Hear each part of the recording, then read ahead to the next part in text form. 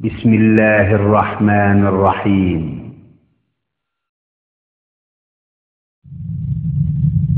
بالتعاون للدعوة والإرشاد وتوعية الجاليات بالدمام.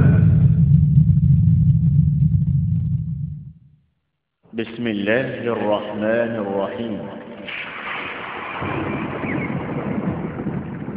والطور وكتاب مسطور في رق منشور والبيت المعمور والسقف المرفوع والبحر المسجور إن عذاب ربك لواقع ما له من دافع يوم تمور السماء مورا وتسير الجبال سيرا فويل يومئذ للمكذبين.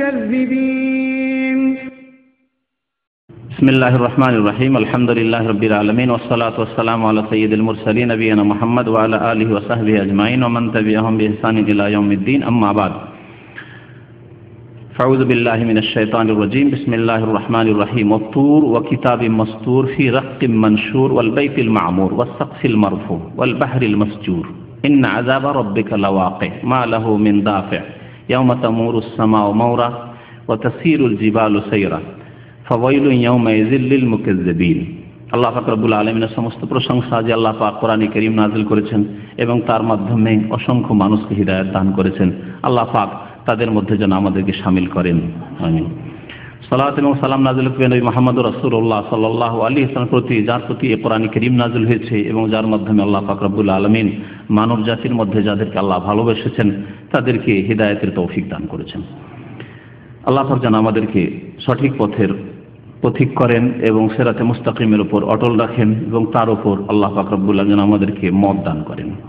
সূরা তুরের তাফসীর করব। সূরা তুর নবী করিম সাল্লাল্লাহু আলাইহি সাল্লামের মক্কি জীবনে নাযিল হয়েছে, অর্থাৎ হিজরতের পূর্বে নাযিল হয়েছে এই সূরা। এই সূরায় আকীদার বিষয় বিশেষ করে উল্লেখ করা হয়েছে, কারণ মক্কি জীবনে নবী সাল্লাল্লাহু আলাইহি সাল্লাম আকীদা, বিশ্বাসের বিষয়, মৌলিক বিষয়গুলি, তাওহীদের বিষয়, আখিরাতের বিষয়, ঈমানের বিষয়, এই বিষয়গুলিকে পেশ করেছেন মানব জাতির কাছে, কারণ তখন সামনে যাদেরকে সম্বোধন করা হয়েছিল তারা অধিকাংশই কাফের ছিল। বাকি মদিনার জীবনে যেহেতু যাদেরকে সম্বোধন করা হয়েছে তাদের অনেকে মুসলিম ছিল, সেই জন্য তাতে বিধিবিধান, মাসলা মাসাইল সম্বলিত আয়াত বা সূরাগুলি নাযিল হয়েছে আল্লাহর পক্ষ থেকে। এই সূরায় আল্লাহ পাক রব্বুল আলামিন কয়েকটি বস্তুর কসম করেছেন, আর কসম করার পরে আল্লাহ পাকের যে আযাব, কিয়ামত রয়েছে, আর কিয়ামতের যে লক্ষণ, কিয়ামতের পূর্ব মুহূর্তে যে অবস্থা হবে আসমান জমিনের, পাহাড় পর্বতের, এসব কথা আল্লাহ পাক উল্লেখ করেছেন। তারপরে কাফেরদের অবস্থা এবং কাফেরদের শাস্তির কথা আল্লাহ পাক উল্লেখ করেছেন। তারপরে জান্নাতীদের কথা এবং জান্নাতীদের জন্য আল্লাহ পাক যে নিয়ামত রেখেছেন তার কথা সংক্ষেপে উল্লেখ করেছেন। তারপরে আল্লাহ পাক রব্বুল আলামিন নবী করিম সাল্লাল্লাহু আলাইহি সাল্লাম সম্পর্কে যে বিভিন্ন খারাপ কথা কটাক্ষ করতো কাফেররা, কখনো গণক বলতো, কখনো কবি বলতো, কখনো পাগল বলতো, এসব কথা আল্লাহ পাক উল্লেখ করেছেন এবং আল্লাহ পাক চ্যালেঞ্জ করেছেন যে যদি এই নবী সত্যবাদী না হন তাহলে তার মতো বাণী পেশ করো, কোরআনের মতো বাণী তোমরা রচনা করে নিয়ে আসো, যদি মনে করে যেটা মানব রচিত, মুহাম্মদ রচিত তাহলে। আর তারপরে আল্লাহ পাক রব্বুল আলামিন কাফেরদের ষড়যন্ত্রের কথা এবং আল্লাহ পাক ষড়যন্ত্র তাদের যে ধ্বংস করেন, তাদের কামিয়াব করবেন না, এসব কথা আল্লাহ পাক উল্লেখ করেছেন। আর তারপরে আল্লাহ পাক রব্বুল আলামিন মানব জাতির জন্য আখিরাতের যে আযাব রয়েছে, বড় শাস্তি, মহাশাস্তি, তার আগে দুনিয়ারও আযাব রয়েছে, সেসব কথা আল্লাহ পাক উল্লেখ করেছেন। আর শেষখানে নবী করিম সাল্লাল্লাহু আলাইহি সাল্লামকে ধৈর্যের জন্য আদেশ প্রদান করেছেন। যে কোনো কাজের ক্ষেত্রে ধৈর্য ধারণ করা অত্যন্ত জরুরি। যে কোনো মানুষ, বড় মানুষ হয়েছে, যে কোনো মানুষ কিছু করেছে দিন দুনিয়ার ক্ষেত্রে, সে অবশ্যই ধৈর্য ধারণ করেছে। ধৈর্য ছাড়া, অটলতা ছাড়া, অবিচল হয়ে আপন পথে নিজের লক্ষ্য উদ্দেশ্যের দিকে আপন গতিতে চলা, কে কি বলছে দেখা দেখি না, একটাই দিক থেকে একটা ঢিলা ফেললো, কিছু বললো, চট করে থেমে না না না যাওয়া যাবে না, তাহলে কখনো কিছু করতে পারবেন না। আপনি যখন হক পথ, সত্য পথকে জেনে গেছেন, বুঝতে পেরেছেন ভালো করে, আপনার ইয়াকিন হয়ে গেছে যে এটি হচ্ছে সিরাতে মুস্তাকিম, সহজ সরল পথ, আল্লাহ পাকের দ্বীন, তাহলে সেই পথে অবিচল থাকতে হবে, অটল থাকতে হবে, দৃঢ় প্রতিজ্ঞ হইতে হবে। আর ডান বাম থেকে কে কি বলছে না বলছে সেসব কথার প্রতি ভ্রুক্ষেপ করলে হবে না। আল্লাহ পাক ধৈর্য ধারণ করতে বলেছেন এবং সকাল সন্ধ্যা তাসবিহ পাঠ করতে বলেছেন। আল্লাহ পাকের উদ্দেশ্যে তাহাজ্জুদ কায়েম করতে বলেছেন। আল্লাহ পাক রব্বুল নামাজের পাবন্দি করতে বলেছেন। এই দিয়ে আল্লাহ পাক রব্বুল সূরা তুর কে শেষ করেছেন। তো আসি আবার সূরা তুরের আয়াতগুলি তরজমা এবং তার সাথে সংক্ষিপ্ত তাফসীরের দিকে। মোটামুটি খোলাসা বা সারমর্ম বললাম আল্লাহ পাক রব্বুল আলামিন যা সূরা তুরে বলেছেন তার। সূরাতুত তুর, এই সূরার নাম তুর এই জন্যই হয়েছে যে এই সূরার প্রথম আয়াতে আল্লাহ পাক তুর পর্বতের শপথ করেছেন। আল্লাহ পাক ইরশাদ করেছেন ওয়াতুর, আমি আল্লাহ শপথ করছি কিসের? তুর পর্বতের। এই তুর পাহাড় কোন পাহাড়? যেই পাহাড়ের উপর মূসা আলাইহিস সালামের সাথে আল্লাহ পাক রব্বুল আলামিন কথা বলেছিলেন। জি, এই তুর পাহাড়কে কোরআনের ভাষায় তুরে সাইনাও বলা হয়েছে। সাইনা বা সিনা উপত্যকার তুর পর্বত। ওয়াশাজারাতান তাখরুজু মিন তুরি সাইনা তামবুতু বিদ্দুহনি ওয়াসিবগিল লিল আকিলিন, আল্লাহ পাক রব্বুল আলামিন বলেছেন। তো আল্লাহ পাক তুর পর্বতের শপথ করেছেন এই পর্বতের বরকত গুরুত্ব দেখানোর জন্য যে এই পর্বতের উপর আল্লাহ পাক রব্বুল আলামিন নবী মূসা আলাইহিস সালামের সাথে কথা বলেছেন। ওয়া কিতাবে মাসতুর, এবং আমি শপথ করি এমন এক কিতাবের যা লিখিত। মাসতুর মানে মাকতুব, কিতাব যা লেখা হয় তাই কিতাব। আর মাসতুর সাতর থেকে, সাতরকে লাইন, আজকাল সাতর লাইনকে বলা হয়, লাইনকে যে লাইনটা না থাকে খাতায় বা কাগজে একে সাতর বলা হয়। আর সাতার এস্তর মানে লিখা হয়, কাতাবে একটু। মাসতুর মানে মাকতুব। এমন এক কিতাবের শপথ আমি করছি যেই কিতাব লিখিত। কিসে লিখিত? ফি রাক্কিম মানশুর। রাক্কিন মানে পাতা, পৃষ্ঠা, যেমন ওয়ারাক মানে পাতা হয়। আর মানশুর মানে হচ্ছে উন্মুক্ত, খোলা। নাসারে আনসর মানে খোলা। এই জন্য বিচার দিবসকে হাসর নাসর বলা হয়। আমাদের ভাষায় বলি না, কিয়ামতের দিন কি হবে? হাসর নাসর। হাসর মানে সমবেত করা, আর নাসর মানে বিক্ষিপ্ত করে দেওয়া, খুলে দেওয়া মানুষের জন্য। এই মাঠকে খুলে দেওয়া হয়, সব লোক সেখানে বিক্ষিপ্ত হয়ে চারিদিক থেকে হাজির হচ্ছে। হাসর নাসর। আল্লাহ পাক রব্বুল আলামিন বলছেন যে এমন এক লিখিত কিতাবের শপথ করি যা লেখা রয়েছে কিসে? ফি রাক্কিম মানশুর, খোলা বা উন্মুক্ত পৃষ্ঠায়, পাতায়। এই কিতাব বা এই লিখনি কি, এই সম্পর্কে একটি মত হচ্ছে কোরআনে কারীম। কোরআনে কারীম লেখা রয়েছে উন্মুক্ত পাতায়, সবার জন্য আল্লাহ পাক রব্বুল আলামিন নাযিল করে দিয়েছেন। কোরআনে কারীম মানব জাতির জন্য আল্লাহ পাক নাযিল করেছেন। মুসলিম অমুসলিম, বিশ্বাসী অবিশ্বাসী সবার হিদায়াতের জন্য আল্লাহ পাক কোরআনকে উন্মুক্ত করে দিয়েছেন। এই কোরআনে কারীম এর ব্যাখ্যা। এই কিতাবে মাসতুর, লিখিত কিতাবের একটি তাফসীর কে বলছে লৌহে মাহফুজ। লৌহে মাহফুজ কেউ তাফসীর করেছে। আর একটি তাফসীর হচ্ছে, এগুলো হচ্ছে বিভিন্ন তাফসীরকার যারা মুফাসসিরিন তাদের বক্তব্য, সেটা হচ্ছে আমলনামা, কর্মলিপি। প্রত্যেক মানুষের আমলনামা আছে। ভালো কাজের রিপোর্ট লেখা হচ্ছে আর মন্দ কাজের রিপোর্ট লেখা হচ্ছে। ফেরেশতারা বসে আছেন, ডানে বামে প্রস্তুত হয়ে আছেন। এই ক্যামেরা, আল্লাহ পাকের মালায়েকা ফেরেশতাদের ক্যামেরা লাগানো আছে, তারা লিখছেন। এই যে আমলনামা আমার আপনার তৈরি হচ্ছে, এই আমলনামা সেই দিন কিয়ামতের দিন ডান হাতে আসবে বিশ্বাসীদের, সৎকর্মশীলদের, মুমিনদের, জান্নাতীদের সামনের দিক থেকে, আর বাম হাতে আসবে পেছন দিক থেকে যারা হতভাগা, যারা বিতাড়িত আল্লাহর রহমত থেকে, জাহান্নামী, যারা গুনাহগার, যাদের পাপ বেশি, কাফের এবং পাপিষ্ঠ মুসলিম যাদের গুনাহ বেশি তাদের হাতে, এবং তারা জাহান্নামী হবে। আর সেই আমলনামা উন্মুক্ত হবে, একেবারে খোলা পেশ করা হবে। যখন আল্লাহ পাক রব্বুল আলামিন এই আমলনামা পেশ করবেন মানুষের হাতে, তখন মানুষ বলবে মালে হাজাল কিতাব। সূরা কাহফে আল্লাহ পাক ইরশাদ করেছেন মালে হাজাল কিতাব, ইবা কোন কিতাব, ইবা কোন লিখনি, লা ইউগাদিরু সগীরাতান ওয়ালা কাবীরা, ছোটকেও ছাড়েনি বড়কেও ছাড়েনি, ইল্লা আহসাহা, সবকিছু লিপিবদ্ধ করে রেখেছে। ওয়াজাদু মা আমিলু হাদিরা, যা কিছু আমল করেছিল ভালো মন্দ সব উপস্থিত পাবে সেখানে। উপস্থিত হবে, উন্মুক্ত খোলা, তাহলে লুকায়িত বিষয় নয়।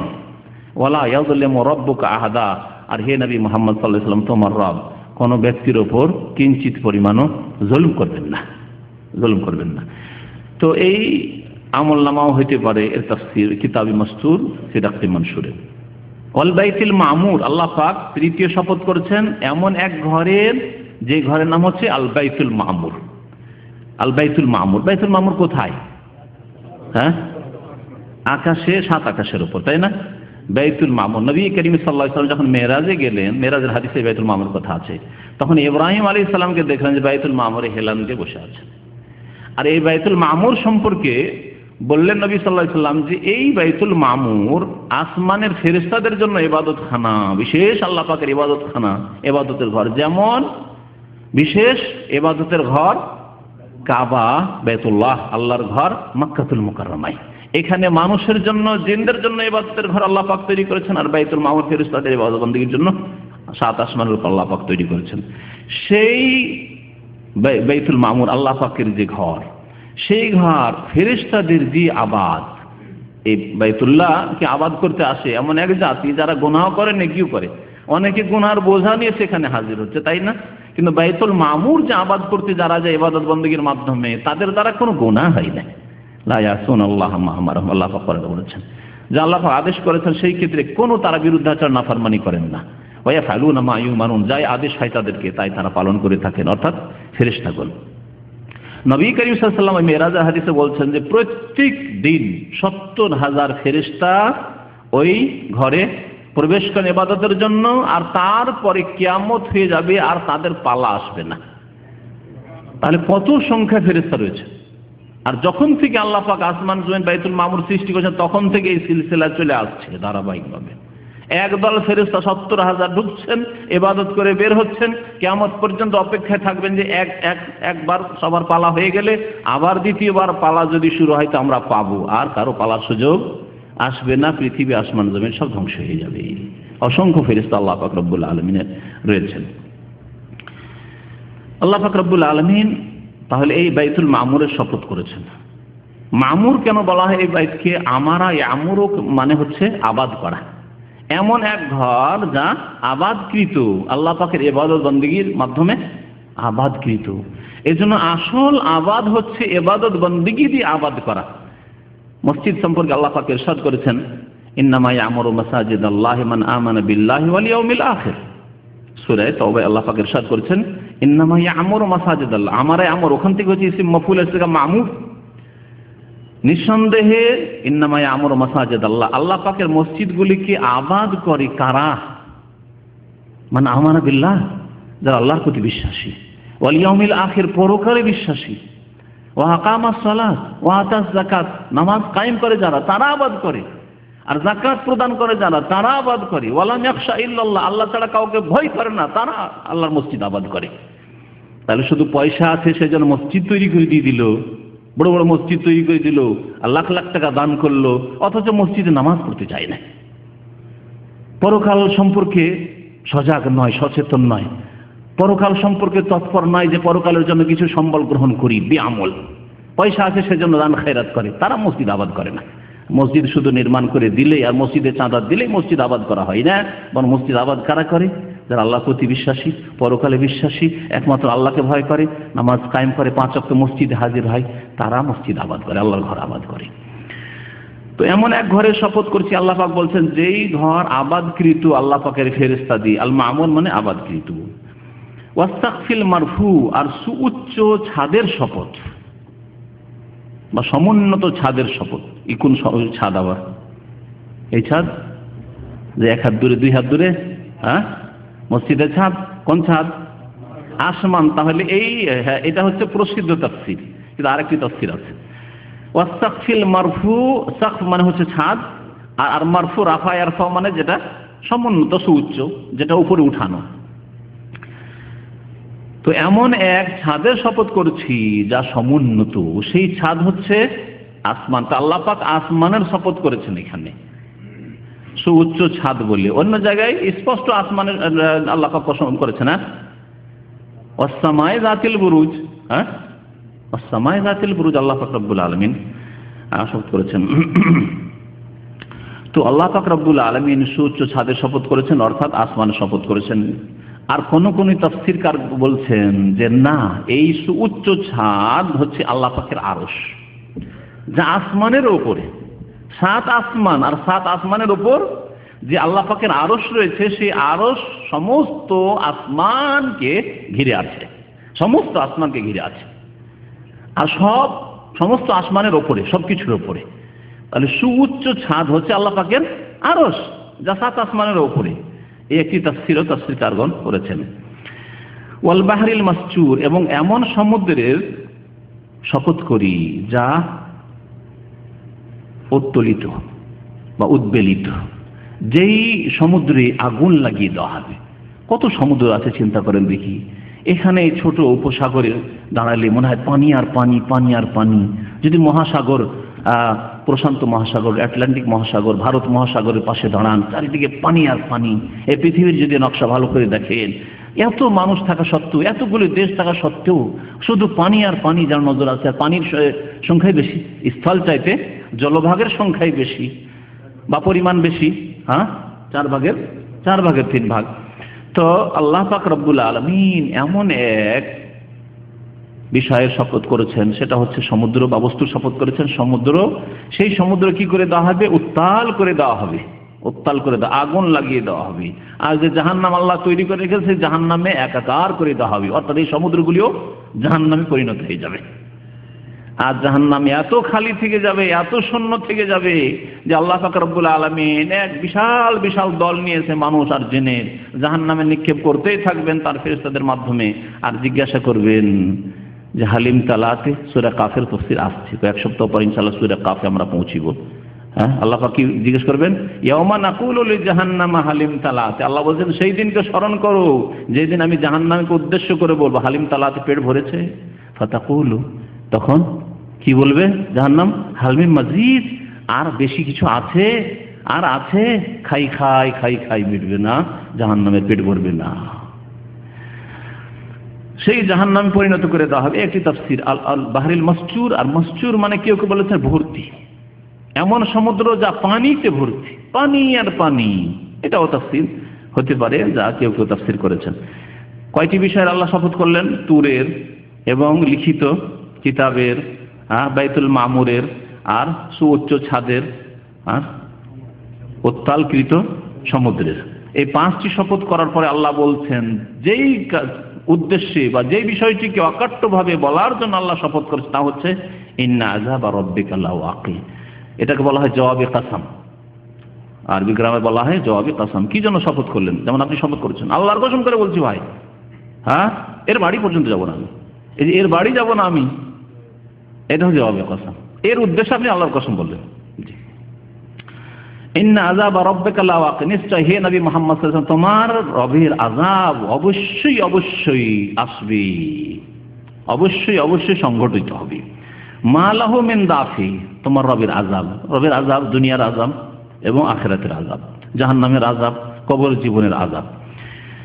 তোমার রবের আযাব অবশ্যই আসবে। আর আযাব আসার, বড় আযাব অর্থাৎ আখিরাতের আযাব আসার জন্য যে বিচার দিবস, সেটা হচ্ছে কিয়ামতের দিন। এই সবগুলি আসবে যেগুলি গায়েবের কথা, অদৃশ্যের কথা আল্লাহ বলেছেন, তার রাসূল সাল্লাল্লাহু আলাইহি ওয়াসাল্লাম বলেছেন। মা লাহু মিন দাফি, আল্লাহ পাকের সেই আযাবকে কেউ প্রতিরোধকারী নেই। মা লাহু মিন দাফি, দাফা মানে প্রতিরোধ করা, ধাক্কা দেওয়া। কিন্তু আল্লাহর আযাবকে ধাক্কা দিয়ে দূরে সরিয়ে দিবে, এই ক্ষমতা যদি যান্ত্রিক যুগে থাকতো তাহলে জাপানে সুনামি হইতো না, তাই না?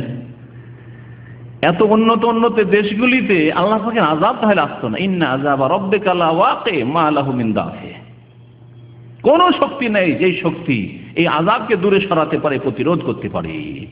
আর বিশেষ করে কিয়ামতের আযাব যখন চলে আসবে, তখন এই দিনকে কেউ ঠেলে দিতে পারবে না, ধাক্কা দিয়ে দূরে সরিয়ে দিতে পারবে। আর কিছুদিন থেকে নি, আর কিছুদিন ধাক্কা দিয়ে দূরে সরিয়ে দুনিয়াকে টিকিয়ে রাখি, আর তারপরে একটু ভালো কাজকর্ম করে, আমল করে, তওবা করে আল্লাহর সামনে হাজির হই, এটা আর এই সুযোগ আসবে না। আল্লাহ পাক বলছেন ইয়াউমা তামুরুস সামাউ মাওরা। মারা ইয়ামুরু মানে হচ্ছে প্রকম্পিত হওয়া, কেঁপে ওঠা, ভূমিকম্প হয়ে যাওয়া। আল্লাহ বলছেন স্মরণ করো সেই দিনকে, যেদিন আসমান প্রচন্ডভাবে প্রকম্পিত হবে। ওয়াতাসিরুল জিবালু সাইরা, সারা ইয়াসিরু মানে চলমান হওয়া, চলা, সারা ইয়াসির। আমরা ছোটকালে যখন মাদ্রাসায় পড়ি তখন উদাহরণ পর সিরতু মিনাল বাসরাতে ইলাল কুফা, মিন আর এলার ব্যবহারের জন্য আমি বাসরা থেকে কুফা গেলাম, কারণ ওইসব দেশে আরবি গ্রামার তৈরি হয়েছে। সিরতু মিনাল বাসরাতে, সারা ইয়াসির মানে চলা।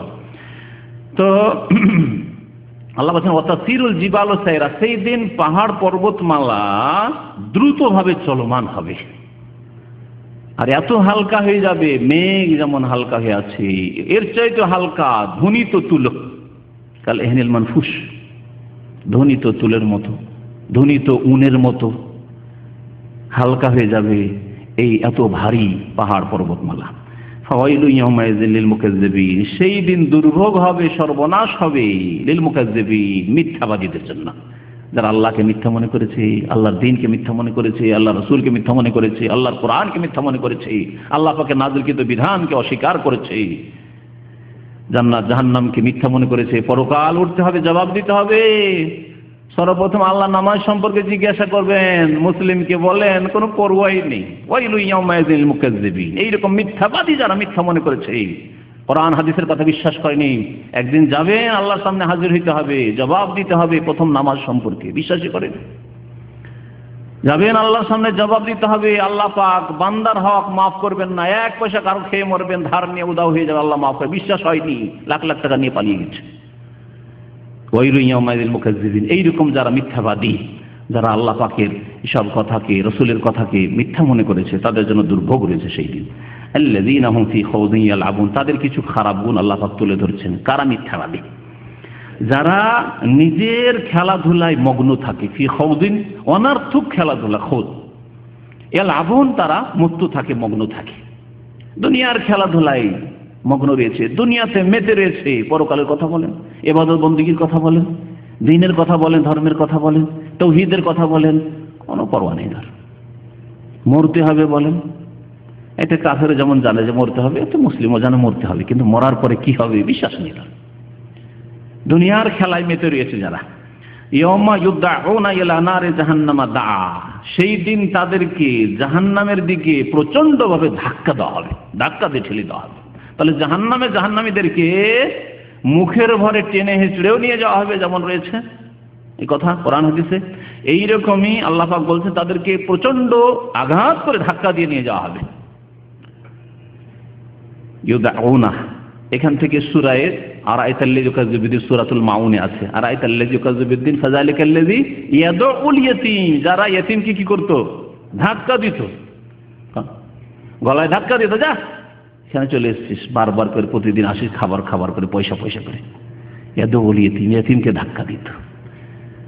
এরাই পরকালকে অস্বীকার করে, এদের জন্য জাহান্নাম রয়েছে, এদের জন্যই জাহান্নাম রয়েছে। আল্লাহ পাক বলছেন সেই দিন জাহান্নামে প্রচন্ডভাবে ধাক্কা দেওয়া, ইউদআউনা ইলা নার দাগা, এজন্য বলে প্রচন্ডভাবে ধাক্কা দেওয়া হবে, ধাক্কা দিয়ে ফেলে দেওয়া হবে। হাযিহিন নার, আর বলা হবে তাদেরকে হাযিহিন নার আল্লাতী কুনতুম বিহা তুকাযযিবুন, এই তো জাহান্নামের আগুন যাকে তোমরা মিথ্যা মনে করতে। জাহান্নামের কথা আলেমরা শোনাতো, কোরআন হাদিসের কথা শোনানো হইতো, তোমরা মিথ্যা মনে করতে, অস্বীকার করতে। আফাসিহরুন হাযা আম আনতুম লা তুবসিরুন, এখন দেখো এই জাহান্নাম যখন আল্লাহ দেখিয়ে দিবেন, জাহান্নামে ধাক্কা দেবেন আল্লাহর ফেরেশতারা, তখন বলবেন এই জাহান্নামও কি জাদু লাগছে নাকি? তোমরা নবীকে তো বলতে যে জাদু লাগিয়ে দিয়েছে, হ্যাঁ, বিশ্বাস করতে না। জাদু কাকে বলে? জাদু যার আসলে কিছু নাই, কিন্তু দেখে মনে হয়, তাই না? দেখে মনে হলো যে আপনাকে রসগোল্লা খাই দিল, আসলে কিছু নাই। দেখে মনে হইলো যে এক লোককে জবাই করে দিল, আসলে কিছু না, তাই না? আপনার চোখে জাদু লাগিয়ে দিয়েছে। তো এই যে জাহান্নাম দেখছো এখন, এটাও কি জাদু লাগছে? এটাও কি বলবে জাদু? আল্লাহ বলছে আফাসিহরুন হাযা, এই জাহান্নাম কি জাদু, এই আযাব? আম আনতুম লা তুবসিরুন, না দেখছো না, এখন দেখো। আল্লাহ বলছেন এই জাহান্নাম দেখছো না, যদি দেখো তো আবার জাদু লাগছে নাকি? এই একটি তাফসীর। আর একটি তাফসীর হচ্ছে যে না, এই জাহান্নাম সম্পর্কে না, প্রসঙ্গ পরিবর্তন। নবী সাল্লাল্লাহু আলাইহি ওয়াসাল্লাম সম্পর্কে আল্লাহ পাক জিজ্ঞাসা করছেন আফাসিহরুন হাযা, তাহলে এই নবী মুহাম্মদ কি তোমাদেরকে জাদু মনে হচ্ছে? এর কাজকর্ম, এর কথা, এই কোরআন কি জাদু তোমাদের মনে হচ্ছে? আম আনতুম লা তুবসিরুন, না তোমরা জ্ঞান চক্ষু দিয়ে দেখো না, ভালো মন্দর পার্থক্য করো না? যেই নবী মুহাম্মদ সাল্লাল্লাহু আলাইহি ওয়াসাল্লাম তোমাদের মাঝে যখন ইসলাম আসার আগে, ওহী আসার আগে, নবী হওয়ার আগে যখন কথা বলেছেন তাকে সত্যবাদী তোমরা মনে করতে, আর এখন আবার আরো বয়স বেড়েছে আরো ভালো কথা বলবেন, তা না করে এখনই তাকে জাদুঘর বলছো, এখনই তাকে তোমরা মিথ্যা মনে করছো। দেখতে পাও না তোমরা, জ্ঞান চক্ষু দিয়ে দেখো না? তাহলে এটা জাহান্নাম সম্পর্কে হইতে পারে অথবা নবী করিম সাল্লাল্লাহু আলাইহি ওয়াসাল্লাম সম্পর্কে হইতে পারে এই আয়াতটি। আল্লাহ পাক বলবেন ইসলাউহা, এখন জাহান্নামে প্রবেশ করো। কিয়ামতের দিন আল্লাহ বলবেন এখন এই পাপিষ্ঠরা জাহান্নামে প্রবেশ করো, ফাসবিরু আও লা তাসবিরু, ধৈর্য ধারণ করো আর নাই করো, যেতেই হবে জাহান্নামে। জাহান্নামে ধৈর্যের সাথে থাকো আর অধৈর্য হয়ে চিল্লাতে চিৎকার করতে থাকো, যেতেই হবে জাহান্নামে।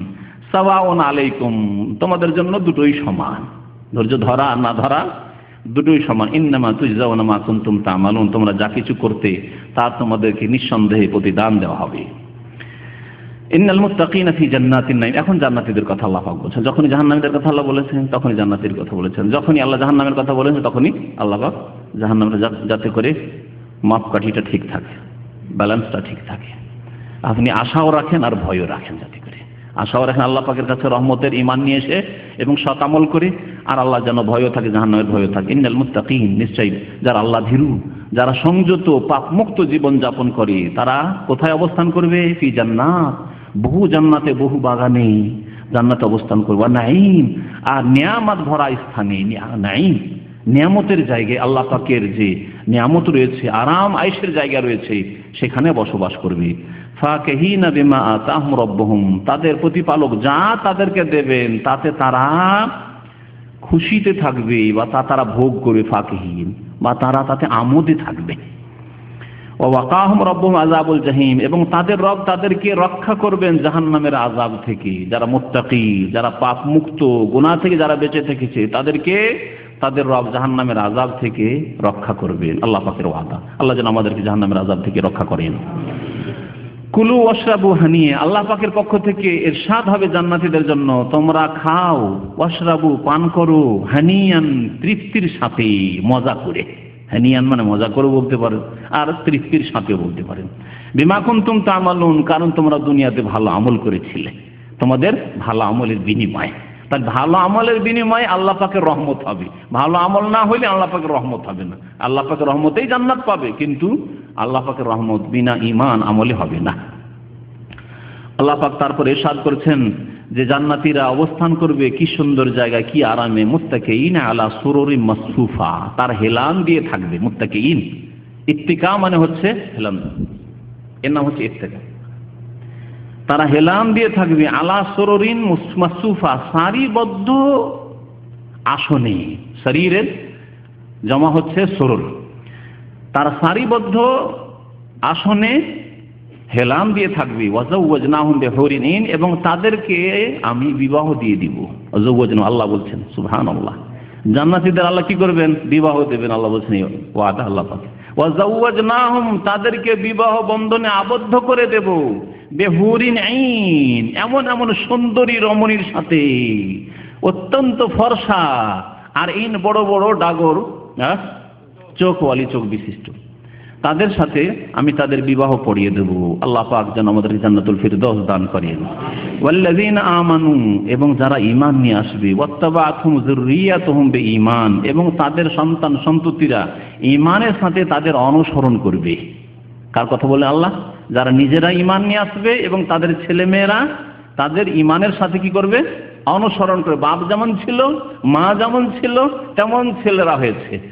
বাপ মাশাআল্লাহ, মা মাশাআল্লাহ, নামাজি, দিনদার, ধার্মিক, আর বাপ মায়ের তারা অনুসরণ করেছে ওয়াত্তাবাআতুহুম যুররিয়াতুহুম ঈমানের সাথে। এমনি তো বাপ মাকে সকলে ফলো করে, কিন্তু খারাপ আচরণের সাথে ফলো করে। বাবা মা নামাজি, ছেলে মেয়ে বেনামাজি, তাহলে হবে না। বাবা মা ধার্মিক, আর ছেলে মেয়ে তো পাপিষ্ঠ দুনিয়ামুখী। বাবা মা হালাল খেত, কিন্তু ছেলেরা হারাম ব্যবসা বাণিজ্য করে লাখ লাখ টাকা নিয়ে এসেছে, বাপ মাকে দিচ্ছে, বাপ মাকে দিচ্ছে, কিন্তু দিনের ক্ষেত্রে, আল্লাহ ভীরুতার ক্ষেত্রে, তাকওয়ার ক্ষেত্রে বাবা মার অনুসারী নয়, তাদেরকে এই জান্নাত নসিব হবে না। এই ছেলে মেয়েদেরকে হবে না। হ্যাঁ, মা মাশাআল্লাহ পর্দানসীন, বোরকা পরে, আর মেয়ে স্কুল কলেজ পড়ে ডাক্তার ইঞ্জিনিয়ার হতে যাচ্ছে, মাস্টার ডিগ্রি নিতে যাচ্ছে, আবার বোরকা পরে নাকি? হ্যাঁ, সহশিক্ষা। তাদের জন্য নয়। তাহলে শোনেন এই বিষয়টি, এটা আমাদের জন্য অত্যন্ত গুরুত্বপূর্ণ বিষয়। আল্লাহ পাক বলছেন যারা ঈমান নিয়ে আসবে এবং তাদের সন্তান সন্ততিরা, যুরিয়াত ছেলে মেয়ে সকলকে বলা হয়, সন্তান সন্ততিরা তাদের অনুসরণ করবে ঈমানের সাথে, সৎকর্মের সাথে। আলহাকনা বিহিম যুররিয়াতাহুম, তাহলে আমি তাদের সাথে তাদের সন্তান সন্ততিকে মিলিত করে দেব।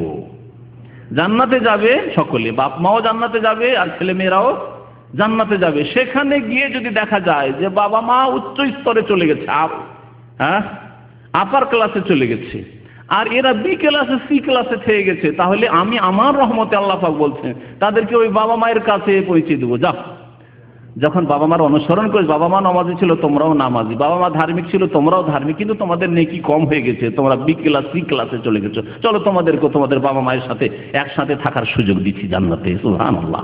এই হচ্ছে আয়াত, একটি তাফসীর। দ্বিতীয় তাফসীর হচ্ছে যদি অনেক ব্যবধান হয়, আল্লাহ পাক রব্বুল আলামিন একই মর্যাদায় নাও নিয়ে যান, তবে সাক্ষাতের সুযোগ দেবেন, সাক্ষাতের সুযোগ দেবেন। এটাও কি কম কথা নাকি? যে জান্নাতে গেলে, জান্নাতে যাওয়ার পরে মা বাবার সাথে সাক্ষাৎ হচ্ছে, যদিও আমল কমজোর, বাবা ছিলেন আলেমে দ্বীন, বাবা ছিলেন পরেজগার মানুষ, হালাল খাওয়া মানুষ, আর আপনার মধ্যে বেশ কিছু ভুল ভ্রান্তি থাকার কারণে নিচের ক্লাসে কোন রকম জান্নাতে তো গিয়েছেন, বাবা মার সাথে একসাথে থাকার তো সুযোগ হইল না হয়তো। দ্বিতীয় তাফসীরের আলোকে আল্লাহ পাক আপনাকে অতদূর পৌঁছালেন না, কিন্তু মাঝে মধ্যে সাক্ষাৎ যখন ইচ্ছা হয়, ওয়ালাকুম ফিহা মা তাশতাহি আনফুসুকুম, তোমাদের মন যা চাইবে তাই। আল্লাহ পাক মনে চাইলো যখন আপনার, আর আপনি একটু বাবা মায়ের চাইতে নিম্নমানের, নিম্ন স্তরে আছেন, তখন আল্লাহ পাক সাক্ষাতের সুযোগ দেবেন। বাবা মায়ের মন চাইলো যে ছেলেকে দেখবো, মেয়েকে দেখবো, যেমন মেয়ের বাড়ি যায়, ছেলের বাড়ি দেখা করতে যায় বিদেশে থাকলেও, ওই রকমই আল্লাহ পাক সুযোগ দেবেন। এই আয়াতের তাফসীর এটাও হতে পারে যে আলহাকনা বিহিম যুররিয়াতাহুম, তাদের সাথে তাদের ছেলে মেয়েদেরকে আমি মিলিত করব, সাক্ষাতের সুযোগ দেব। কিন্তু চিন্তা করেন, যদি জান্নাতে গিয়েও বাবা মা ছেলে মেয়েকে না দেখতে পায়, আর ছেলে মেয়ে বাপ মাকে না দেখতে পায়, তাহলে মানসিক শান্তি হবে? হায় রে, একটা অভাব থেকে গেল, বাপ মাকে দেখতে পাই না। আমরা যে প্রবাসী জীবনে আছি, যতই টাকা পয়সা পান না কেন, বাপ মা পাচ্ছেন না, আত্মীয় স্বজন পাচ্ছেন না, এই একটা শূন্যতা আমাদের জীবনে কিন্তু বিরাজ করছে, তাই না? খুব শূন্যতা আছে। যারা দেশে আছে, ডাল রুটি খেলেও, তারা অভাবে থাকলেও না বাপ মাকে সবসময় দেখতে পাচ্ছে, ভালো মানুষ হলে আত্মীয় স্বজনকে দেখতে পাচ্ছে, তাদের সাথে কথা বলতে পারছে, তাই না? পরিবার নিয়ে আছে, ছেলে মেয়েকে সামনে দেখতে পাচ্ছে, কত আরাম ওই দিক থেকে আছে। যদিও টাকা পয়সার দিক থেকে আপনার চাইতে দুর্বল আর্থিক দিক থেকে, তাই না? একটা বড় শান্তির বিষয় রয়েছে ওটা। তো আল্লাহ পাক রব্বুল আলামিন ও কথা বলছেন যে ওই শান্তি আল্লাহ দেবেন, বাপ মায়ের সাথে সাক্ষাতের সুযোগ দেবেন যদি ঈমান এবং আমল ঠিক থাকে। ওমা আলাতনাহু মিন আমালিহিম মিন শাই। আল্লাহ পাক আরেকটি কথা বলছেন যে বাপ মায়ের সাথে ছেলে মেয়েদের সাক্ষাতে যে আল্লাহ পাক সুযোগ করে দেবেন বা মিলিত করে দেবেন, এটা তো আরেকটা তরিকা হইতে পারে যে বাপ মাকে একটু নিচে নামিয়ে দিয়ে ছেলে মেয়েদের স্তরে করে দিলেন, এটাও তো হইতে পারে। কিন্তু এটা কি করবেন আল্লাহ? না, আল্লাহ পাকের অনুগ্রহ, আল্লাহ পাকের রহমত যে প্রাধান্য পাবে তার পরিপন্থী কথা এটি। আল্লাহ পাক ওপর ক্লাস থেকে নিচে নামাবেন না, কারণ এর নাম জুলুম। আপনি যদি বেতন 1000 টাকা হয় আর 800 টাকা দেয়, তাহলে জুলুম হয়ে যাবে। কিন্তু 1000 বেতনের চুক্তি হয়েছে, 1200 দিলে অসুবিধা নেই, মালিক নিজেই দিচ্ছে, তাই না? আল্লাহ পাক রব্বুল আলামিনের জন্য উত্তম দৃষ্টান্ত। তো আল্লাহ পাক তাই বলছেন ওমা আলাতনাহুম মিন আমালিহিম মিন শাই, তাদের আমলের কোনো কিছুতে আমি ঘাটতি করব না। যে বাপ মা আমল করেছে অথচ এ ক্লাস থেকে নিয়ে বি ক্লাসের ছেলে মেয়েদের কাছে নামিয়ে দেব, সি ক্লাসে নামিয়ে দেব, দিয়ে মিলিত করব না, তা করব না। বরং যারা কম আমল করেছে তাদেরকে ওপরে উঠিয়ে দিয়ে তাদের সাথে মিলিত করব। আল্লাহ পাক বলছেন কুল্লু মরিন বিমা কাসাবা রাহিন, আর প্রত্যেক মানুষ যা কিছু করেছে তাদের কৃত কর্মের সাথে দায়বদ্ধ। প্রত্যেক মানুষ যা কিছু করেছে তার কর্মে সে দায়ী। আপনার কর্মের জন্য আপনি দায়ী, আপনার বাবাও দায়ী না, মাও দায়ী না, যদি তারা নিজের দায়িত্ব ঠিকভাবে পালন করে থাকে। তবে নিজের দায়িত্বে যদি ঘাটতি করে থাকে তাহলে দায়ী হবে, কারণ নিজের দায়িত্বে ঘাটতি করেছে। যদি ছেলে মেয়েদেরকে নামাজের শিক্ষা না দিয়ে থাকে, তৌহিদের শিক্ষা না দিয়ে থাকে, ইসলামের শিক্ষা না দিয়ে থাকে, নামাজের কথা না বলে থাকে বাল্য জীবন থেকে, 7 বছর থেকে 10 বছর থেকে, তাহলে তো তারা দায়ী, কারণ তারা নিজের দায়িত্বে গাফিলতি করেছে, অন্যায় কাজ করেছে। কিন্তু ছেলে মেয়েদেরকে দিনের শিক্ষা দিল, নামাজের আদেশ দিল, ধার্মিকতার কথা বললো, তারপরে সাবালক শিয়ানা হওয়ার পরে বেনামাজি হয়ে গেল। কুল্লু মরিম বিমা কাসাবা রহিন, প্রত্যেক মানুষ নিজ নিজ কৃতকর্মের কারণে দায়বদ্ধ থাকবে, তাতে দায়বদ্ধ থাকবে, বাধা থাকবে, নিজের আমলের সাথে বাধা থাকবে মানুষ। এটি হচ্ছে আল্লাহ পাক রব্বুল আলামিনের নীতিমালা কোরআনে কারীমের। মহান আল্লাহ ইরশাদ করছেন, ওয়া আমদাদনাহুম বিফাকিহা, আর জান্নাতীদেরকে আমি দান করব বা সাহায্য করব। আমদাদনা মদদ করা মানে সাহায্য করা হয়, আর দান করব, দেব। আল্লাহ পাক রব্বুল আলামিন দেবেন জান্নাতীদেরকে, বলছেন বিফাকিহা, কি ফলমূল, বহু রকমের ফলমূল আল্লাহ দেবেন। ওয়া লাহমিন, এবং এমন গোশত আল্লাহ দেবেন, মিম্মা ইয়াশতাহুন, যা তাদের মন চাইবে, যেটা চাইবে যার মন, যেই রকম গোশত চাইবে আল্লাহ দেবেন জান্নাতি। এবং সেসবের স্বাদ হবে একেবারে পৃথক, দুনিয়ার গোশতের মতো নয়, দুনিয়ার ফলমূলের মতো না, নাম শুধু সেগুলি হবে। ইয়াতানাজাউনা ফিহা কাসান লা লাগুন ফিহা ওয়ালা তাসিম, এবং সেখানে তারা যে পানপাত্র, কাস বলা হয় এমন গ্লাসকে যে গ্লাসে ভর্তি থাকে, সে পানি হোক অথবা মদ হোক, সুরা হোক। আল্লাহ বলছেন ইয়াতানাজাউনা, তানাজা মানে হচ্ছে কাড়াকাড়ি করা, খুব সহজ ভাষায় এর অর্থ। তো ইয়াতানাজাউনা মানে তাহলে কি করবে তারা? কাড়াকাড়ি করবে। অনেক সময় কাড়াকাড়ি করে পান করলে মজা লাগে, এটা বুঝেন কি বুঝেন না আপনারা? হ্যাঁ, স্বামী স্ত্রী যদি একসাথে পান করেন, আর যদি ওর কাছে গ্লাস কাড়াকাড়ি করেন, একবার গ্লাস কাড়াকাড়ি করছে, আপনি পান করলেন, আবার ও কাটছে আপনার কাছ থেকে, মজা লাগবে না? লাগবে না? না লাগবে না? চালাক বলছেন না যে কিছু, আপনারা মজা লাগবে না? হ্যাঁ, বন্ধু বান্ধবের সাথে রসিকতা করে কাড়াকাড়ি করেন না, ওটা কেড়ে খেয়ে দিচ্ছেন আপনি। তো আল্লাহ বলছেন ইয়াতানাজাউন। কেউ কেউ এই তাফসীরও করেছেন, শাব্দিক অর্থ দিয়ে তাফসীর করেছেন, যে আমোদ ফুর্তিতে, সেখানে খুশিতে কাড়াকাড়ি করবে এক অপর কাছ থেকে, ওর গিলাস ও নিয়ে নিবে, ওর গিলাস ও নিয়ে নিবে, ওর গিলাস নেবে, এইরকম করবে। এই তাফসীরও করেছেন অনেক তাফসীর কারগণ। আর কেউ কেউ না, ওই তাফসীর না করে বলছেন যে তারা ইয়াতানাজাউন মানে বিনিময় করবে, একজন নেবে আবার আরেকজন নেবে, একজন নেবে আবার আরেকজন নেবে, এইরকম অর্থ হইতে পারে। ইয়াতানাজাউনা ফিহা, সেই জান্নাতে তারা একে অপরের কাছ থেকে নেবে, কাসান পাত্র ভর্তি, সুরা মদ, জান্নাতের মদ। লা লাগুন, মদ খেলে কি হয়? দুনিয়াতে মাতলামি করে, হ্যাঁ, তারপরে পাগলামি করে, কি বলছে সে নিজেই বুঝে না, তাই না, পাপের কাজও করে।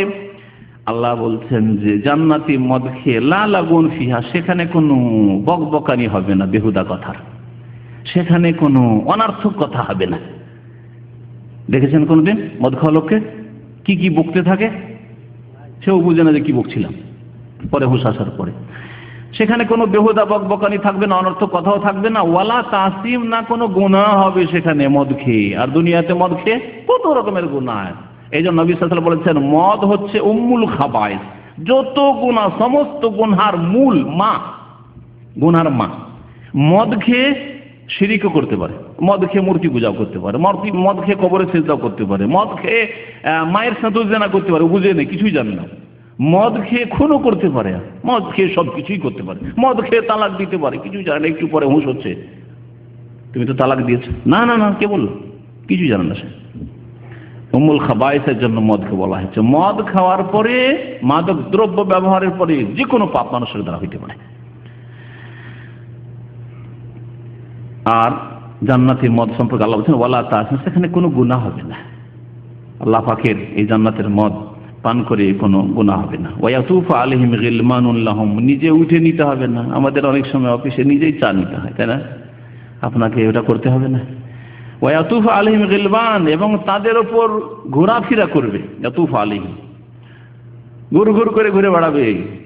আর তাও যদি হয় গিলমানুল লাহুম, চির কিশোর যারা, সবসময় কিশোর, বাচ্চা বাচ্চা মানুষকে, বাচ্চা ছেলেদের হুকুম করতে ভালো লাগে, যাও তো মুখটা নিয়ে এসো। কিন্তু আপনার সামনে, আপনার বয়স হচ্ছে 30, আর আপনাকে যে টি বয় আপনার সামনে আছে তার বয়স হচ্ছে 40-50, আদেশ করতে পারবেন? লজ্জা পাবেন আপনি, লজ্জা পাবেন। আল্লাহ যেন বলছে বিলদান, গিলমান। বিলদান কোন জায়গায় বলেছেন বিলদান মুখাল্লাদুন, চিরকিশোর, আর এখানে বলেছেন গিলমানুল লাহুম, কিশোরেরা তাদের সামনে ঘোরাফেরা করতে থাকবে। কান্নাহুম, আর এত সুন্দর, এত সুন্দর তারা হবে জান্নাতে, এই খাদেমরা। কান্নাহুম লুলুউম মাকনুন, যেন তারা লুকায়িত, সুরক্ষিত মণিমুক্তা। সুবহানাল্লাহ। মণিমুক্তা এমনি দেখিনি না, দেখেছেন? যে দেখে থাকেন দুনিয়া শুধু তুলনা করে বোঝানোর জন্য, নাহলে তার চাইতে যে কত সুন্দর হবে মন কেড়ে নেবে। খাদেমরাই যদি মন কেড়ে নেয়, তাহলে যাদেরকে আল্লাহ আপনার বিবাহ বন্ধনে দেবেন হুরিন, তারা যে কিভাবে মন কেড়ে নেবে। আল্লাহ পাক এই সুখময় স্থান জান্নাতে রেখেছেন। ওয়াকবালা বাযুহুম আলা বাযিন ইয়াতাসাআলুন, জান্নাতীরা একে অপরের দিকে এগিয়ে আসবে। আকবালা মানে এগিয়ে আসা, সামনে বেড়ে আসা, আর একে অপরকে জিজ্ঞাসা করবে। একে অপরের দিকে এগিয়ে এসে পরস্পর জিজ্ঞাসা করবে।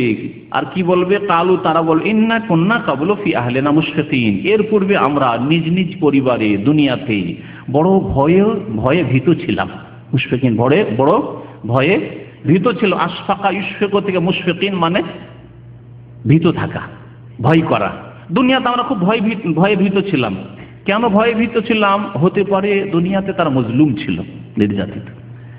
কাফেরের ভয়, জালেমের ভয়, গুন্ডার ভয়, ডাকাতের ভয়, জালেম প্রতিবেশীর ভয়, গরিব মানুষ, ধার্মিক মানুষ তাদের উপর জুলুম অত্যাচার করতো। তাই আমরা দুনিয়াতে নিজ পরিবারে যে থেকেছি বড় ভয়ে ভীত থেকেছি। চোর ডাকাতের ভয়, বাটমারের ভয়, জালেম অত্যাচারীর ভয়, জালেম প্রতিবেশীর ভয়, জালেম শাসকের ভয়, কত ভয়ে যে থেকেছি দুনিয়ায়। এই ভয়ের মধ্যে আমরা জীবনযাপন করেছি।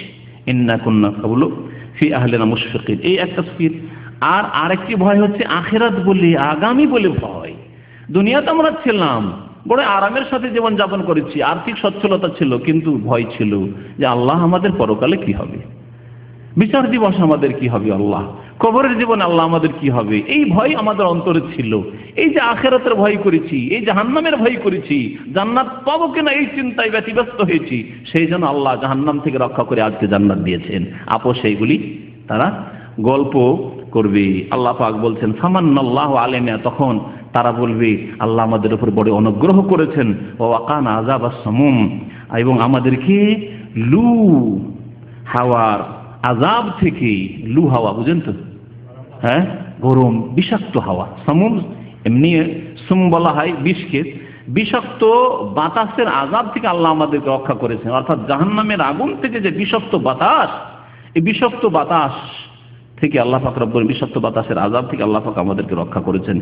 ইন্না কুন্না মিন ক্বাবলু নাদুহু, আমরা এর পূর্বে দুনিয়াতে আল্লাহ পাকের কাছেই দোয়া করতাম, আল্লাহ পাকেরই ইবাদত বন্দেগী করতাম। দোয়া না, ইবাদত বন্দেগী করতাম, আল্লাহর কাছে দোয়া করতাম। রব্বানা আতিনা ফিদ দুনিয়া হাসানা ওয়া ফিল আখিরাতি হাসানা ওয়া কিনা আযাবান নার বলতাম।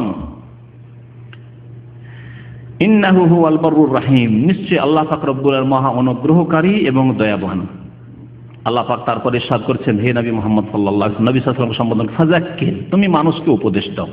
ফামা আনতা বিনি'মাতি রাব্বিকা বিকাহিনি ওয়ালা মাজনুন, আল্লাহ পাকের অনুগ্রহ পূর্বক হে নবী মুহাম্মদ তুমি না গণক বেকাহিন, তুমি গণক নও, ওয়ালা মাজনুন, আর তুমি পাগল উন্মাদ নও। কাফেররা তোমাকে কখনো গণক বলছে আর কখনো পাগল বলছে, তুমি কোনোটাই নও। আমি ইয়াকুলুনা শায়ের, আবার কখনো কখনো তারা বলে যে মুহাম্মদ হচ্ছে কবি, শায়ের।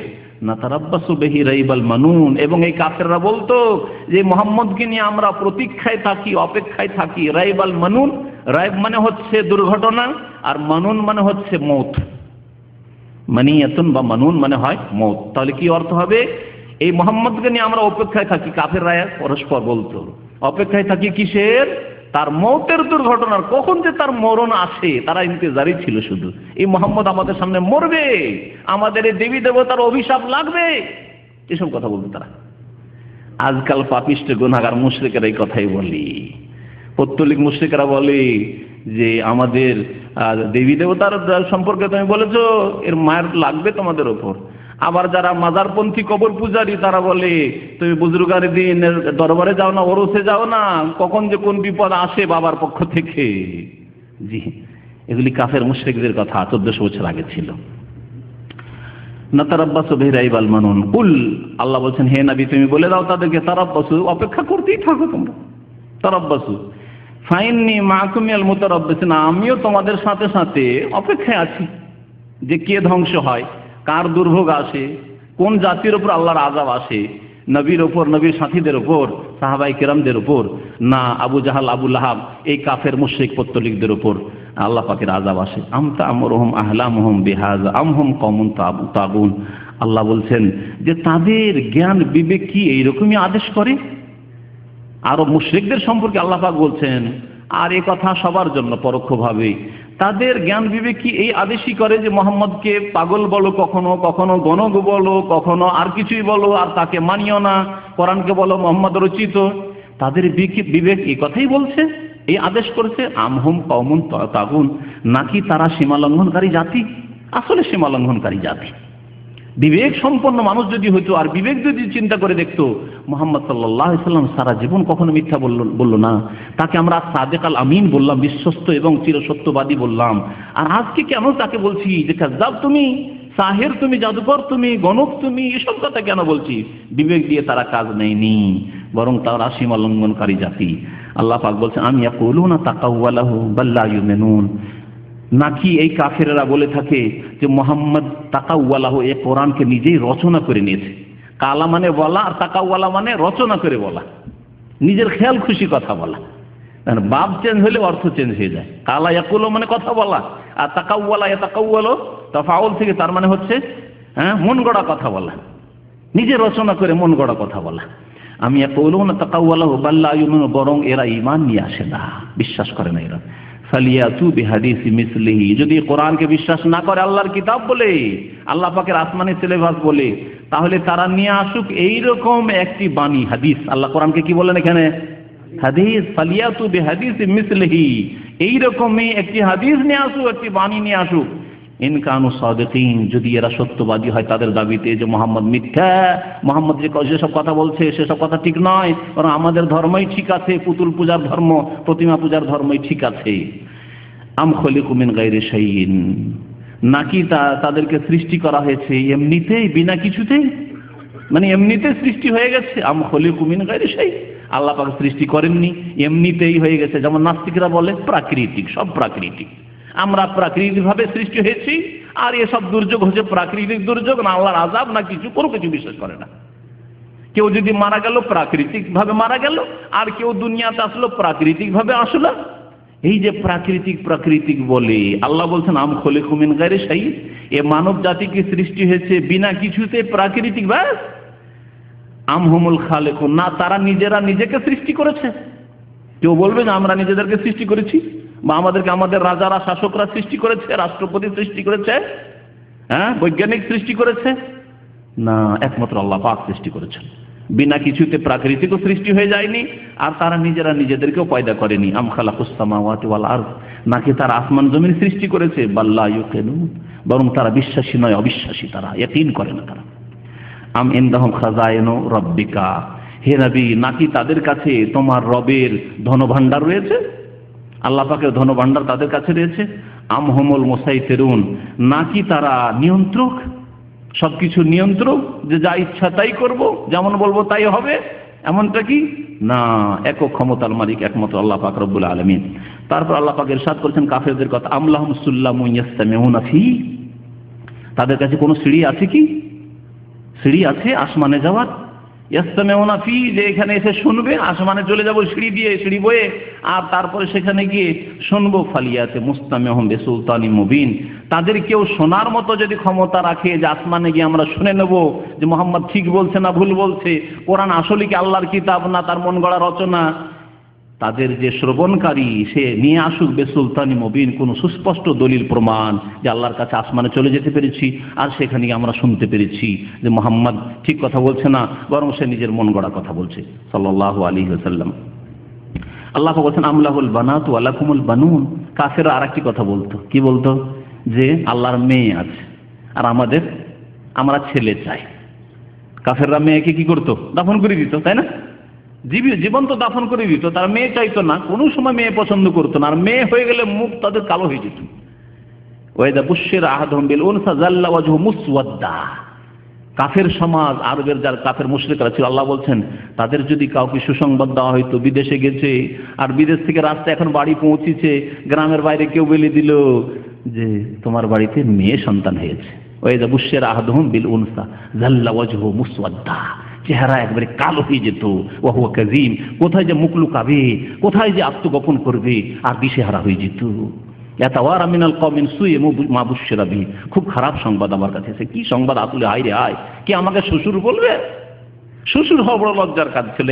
এই জন্য তারা মেয়ে পছন্দ করতো না। কাকে মেয়ে দেবো নিজে মানুষ করে, এটা বড় আইবের ব্যাপার, দোষের ব্যাপার এটা। আর আরেকটা হচ্ছে যে আরবদের গোত্রীয় নেতৃত্ব ছিল, এক গোত্রের আর এক গোত্রের সাথে লড়াই লেগে থাকতো। মেয়ে দিয়ে হবে কি? মেয়ে তো অস্ত্র ধরতে পারবে না, এ তো তলোয়ার ধরতে পারবে না, এ তো লড়াই করতে পারবে না, লাঠি হাতে দিয়ে লাভ নেই। সুতরাং মেয়ে রেখে লাভ নেই, মানুষ করে কি হবে? এই দুইটি কারণে তারা মেয়েদেরকে জীবন্ত দাফন করে দিত। আল্লাহ পাক বলছেন যে মেয়ে আল্লাহর ক্ষেত্রে তো তোমরা মেয়ে সাব্যস্ত করলে, কি বলতো তারা? আল মালাইকাতু বানাতুল্লাহ, ফেরেশতারা আল্লাহর মেয়ে। তারা আল্লাহ পাকের মেয়ে, ফেরেশতারা মেয়ে সাব্যস্ত করে আল্লাহর জন্য। অথচ আল্লাহ পাক সর্বশক্তিমান, যদি নিতেই হয় তো আল্লাহ ছেলেও নিতেন, মেয়েও নিতেন। শুধু আল্লাহর জন্য মেয়ে সাব্যস্ত করলে, আর তোমরা আবার মেয়ে পছন্দ করো না, নিজের জন্য যেটা পছন্দ করো না সেটা আল্লাহর জন্য কি করে তোমরা পছন্দ করে নির্বাচন করলে? আশ্চর্য কথা। আল্লাহ বলছেন আমলাহুল বানাত ওয়ালাকুমুল বানুন, নাকি আল্লাহ পাকের জন্য তো শুধু মেয়ে, ওয়ালাকুমুল বানুন, আর তোমাদের জন্য শুধু ছেলে সন্তান।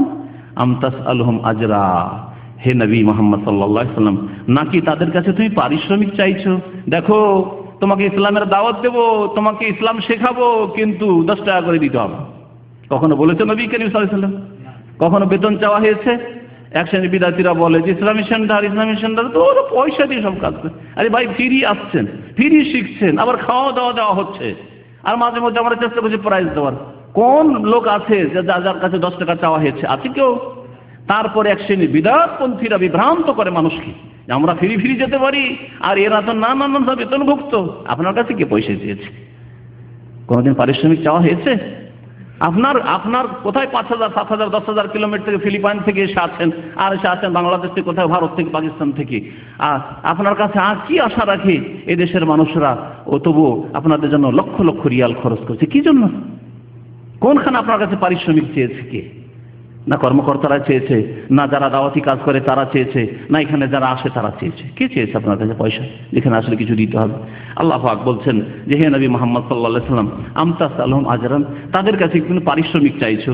দেখো ইসলাম শেখাবো, ঈমানের দাওয়াত দেবো, তোমাদেরকে ভালো কথা বলবো, কিন্তু তোমাদের কাছে কিছু পয়সা চাই। ফাহুম মিন মাগরামি মুসকালুন, সুতরাং এই ঋণে তারা ভারাক্রান্ত হয়ে পড়েছে। এমন ঋণ হয়ে গেছে তোমার দাবি দবাই পারিশ্রমিক চাওয়াই যে বড় ভারী হয়ে গেছে তাদের কাঁধে। এমনটা কি? তাও তো নয়, 1 পয়সাও তো তুমি চাওনি কখনো। আম ইউরিদুনা কাইদান, নাকি তারা ষড়যন্ত্র করে থাকে, চক্রান্ত করে। কাইদ মানে হচ্ছে ষড়যন্ত্র বা চক্রান্ত। আসলে এরা চক্রান্ত করে নবী করিম সাল্লাল্লাহু আলাইহি ওয়াসাল্লামের বিরুদ্ধে, ইসলামের বিরুদ্ধে, মুসলিমদের বিরুদ্ধে। এটা হচ্ছে কাফেরদের চরিত্র, মুশরিক পৌত্তলিকদের চরিত্র। ফাল্লাযীনা কাফারু, সুতরাং যারা কুফরি করে, হুমুল মাকিদুন, তারাই চক্রান্তের শিকার হয়। ইসলামের বিরুদ্ধে চক্রান্ত করে, কোরআনের বিরুদ্ধে চক্রান্ত করে, আসমানি সিলেবাসের বিরুদ্ধে চক্রান্ত করে কেউ ক্ষতি করতে পারবে না, বরং যারা চক্রান্ত করতে যাবে তারাই চক্রান্তর জালে ফাঁসবে ইনশাআল্লাহ তাআলা। মনে রাখবেন ইনশাআল্লাহ তাআলা। সুতরাং যারাই আল্লাহর দ্বীনের শত্রুতা করবে, আল্লাহ পাকের শত্রুতা করবে, আল্লাহ পাকের রাসূলের শত্রুতা করবে, কোরআনে কারীমের শত্রুতা করবে, কোরআনের আইনকে দূরে সরিয়ে দিতে চাইবে, তারাই ষড়যন্ত্রের শিকার হবে এবং তারাই নিজের গর্ত নিজেই খনন করবে। ফার্সিতে একটি প্রবাদ আছে, চাহ কানরা চাহদার পেশ। ছোটকালে ফার্সি পড়েছিলাম, আমার মাদ্রাসায় ফার্সি পড়তো এটা কালে। চাহ কানরা, চাহ মানে হচ্ছে কুয়া। যে নিজে কুয়া খনন করে, খোদাই করে, কার জন্য? অন্যের জন্য। সে সেই কূপে, সেই কুয়ায় নিজেই আছাড় খেয়ে পড়ে। ফাল্লাযীনা কাফারু হুমুল মাকিদুন, আল্লাহ কোরআনে বলেছে যারা কাফের তারাই চক্রান্তের শিকার হবে, সেই ফাঁদে গিয়ে পড়বে। আমলাহুম ইলাহুন গায়রুল্লাহ, নাকি তাদের জন্য আল্লাহ ছাড়া কোনো মাবুদ রয়েছে? আল্লাহ ছাড়া কোনো মাবুদ আছে? আল্লাহ ছাড়া কোনো সত্য উপাস্য আছে? সত্যিকার অর্থে মাবুদ একমাত্র তিনি, যিনি আসমান জমিন সৃষ্টি করেছেন, যিনি আসমান জমিন ধারণ করেন, যিনি আমাদেরকে প্রাণ দান করেছেন, যিনি আমাদের হায়াত মওতের মালিক, যিনি আমাদের রিজিক দাতা। ইন্নাল্লাহু রাজ্জাকু যুল কুওয়াতিল মাতিন, একমাত্র রিজিক দাতা আল্লাহ পাক রব্বুল আলামিন, একমাত্র রোগের আরোগ্য দাতা আল্লাহ পাক রব্বুল আলামিন। সুতরাং ইবাদত একমাত্র তার জন্য। সুবহানাল্লাহ আম্মা ইউশরিকুন, তারা যে শিরিক করে থাকে এই শিরিক থেকে আল্লাহ পাক রব্বুল আলামিন পুত পবিত্র। সুবহানাল্লাহ, আল্লাহ পাকের তাসবিহ ঘোষণা করি, তাসবিহ পাঠ করি, পবিত্রতা পেশ করি। আম্মা ইউশরিকুন, এই কাফেরদের শিরক হতে যে আল্লাহ পাক অতি পবিত্র। ওয়াইয়ারাও কিসফাম মিনাস সামাই সাকিতা, এই কাফেরদের অবস্থা এমন হয়েছে তাদের সীমা লঙ্ঘনের কারণে যে তারা যদি আসমান থেকে কোনো খণ্ড নিক্ষিপ্ত হইতে দেখে, পড়তে দেখে, ওয়াইয়ারাও কিসফান মানে টুকরো, কোনো খণ্ড আসমান থেকে পড়তে যাচ্ছে, কোনো কিছু পড়তে যাচ্ছে, সাকিতান, সাকাতে আসকাত মানে পড়ে যাওয়া, নিক্ষিপ্ত হওয়া, ইয়াকুলু, তারপরে আল্লাহ পাকের আযাব বলবে না। এই যে সুনামি হয়ে গেল, আল্লাহ পাকের আযাব বলছে, প্রাকৃতিক দুর্যোগ। ইন্দোনেশিয়া, শ্রীলঙ্কা, ভারত, বিশাল যে সুনামি হইল তার আগে আল্লাহ পাকের আযাব বলছে। মানুষকে যে ধুয়ে মুছে সাফ করে নিয়ে চলে গেল অসহায় অবস্থায় মানুষ, আল্লাহ পাকের আযাব বলছে না। এই হচ্ছে কাফেরদের চরিত্র, অবিশ্বাসীদের চরিত্র।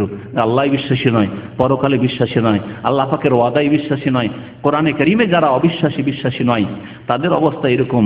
ওয়াইয়ারাও কিসফাম মিনাস সামাই সাকিতা, আকাশ থেকে যদি কোনো খণ্ড নিক্ষেপ হইতে দেখে, ইয়াকুলু, তারপরেও তারা বলে সাহাবুন মারকুম, এটা হচ্ছে থাকে থাকে, মারকুম রাকামা এরকম মানে থাক থাক হয়ে যাওয়া, বা পুঞ্জীভূত বলতে পারেন আরো সুন্দর ভাষায়, পুঞ্জীভূত মেঘমালা। এই মেঘ গো, এগুলো মেঘ, আল্লাহর আযাব আসছে। আর কি বলছে? মেঘ, এগুলো মেঘ। এই যে থাক থাক দিয়ে আছে আসমানে দেখতে পাচ্ছি, এগুলি হচ্ছে মেঘ, আসলে মেঘমালা এগুলি। আল্লাহ পাকের আযাবকে এরা মেঘ মনে করে। প্রাচীন যুগে আদ সম্প্রদায় এই কথাই বলেছিল, যখন তারা দেখেছিল আল্লাহ পাকের আযাব, তখন বলেছিল হাযা আরিদুল মুমতিরুনা, এ তো বাদল, এ তো মেঘমালা, মুমতিরুনা, কিছুক্ষণের মধ্যে বৃষ্টি হবে। আর খুব খুশি, বৃষ্টি হলে আরব দেশের মানুষ যেমন খুশি হয় প্রাচীন যুগ থেকে, পানির অভাব স্বাভাবিক, আর পানির অভাবে যদি পানি হয় তাহলে কত খুশি চাষিরা আমাদের দেশে। যখন প্রথম বৃষ্টি হয় এই বৈশাখ জ্যৈষ্ঠী মাসে, কত যে খুশি হয় চাষিরা, চাষাবাদ করতে পারবে, এখন সিজন হয়েছে তাদের। ওই রকমই এই কাফেররা প্রাকৃতিক দুর্যোগ আল্লাহর আযাবকে বলে, আল্লাহর আযাবকে আযাব বলে বিশ্বাস করে না। ইয়াকুলু সাহাবুম মারকুম ফাযারহুম, হে নবী মুহাম্মদ সাল্লাল্লাহু আলাইহি ওয়াসাল্লাম তাদেরকে ছেড়ে দাও। কাজেই তাদেরকে কি করো? উপেক্ষা করো, ছেড়ে দাও। ছেড়ে দাও মানে এই না যে দাওয়াত দিও না, অর্থাৎ তাদের সাথে বাদা অনুবাদ করিও না, বরং তাদেরকে দাওয়াত দিতে থাকো উত্তম পন্থায়, যে যা শুনছে শুনুক, আর না হলে শিগগির আমার কাছে তাদেরকে আসতে হবে। আল্লাহ পাকের আযাব আছে, হাত্তা ইউলাকু ইয়াওমাহুমুল্লাযী ফীহি ইউসআকুন, শেষ পর্যন্ত যে দুনিয়ায় থেকেই গেল, 60 বছর 70 বছর থেকেই গেল, আল্লাহ পাকের আযাব আসলো না। একটু আল্লাহ পাকের আযাব, নবী করিম সাল্লাল্লাহু আলাইহি ওয়াসাল্লামকে আল্লাহ পাক বললেন যে উপেক্ষা করো, এদেরকে আপাতত ছেড়ে দাও। তারপরে দুনিয়াতে অনেককে শাস্তি দিলেন। বদরে 70 জন হত্যা হইল, আবু জাহাল আর বড় বড় নেতারা, উতবা সাইবা রাবিয়া, আর এইভাবে আল্লাহ পাক রব্বুল আলামিন বহু শাস্তি, মক্কা বিজয় পর্যন্ত তাদের কাফের নেতারা সব শেষ হয়ে গেল। আর তা যদি নাও হয়, বেঁচেও থাকে 60-70 বছর, শেষখানে আল্লাহর সাথে সাক্ষাৎ করতেই হবে। তাই বলছেন তাদেরকে উপেক্ষা করো, হাত্তা ইউলাকু ইয়াওমহুম, এমনকি তারা সেই দিনের সম্মুখীন হোক, আল্লাযী ফীহি ইউসআকুন, যেই দিন তাদের উপর বজ্রাঘাত হবে।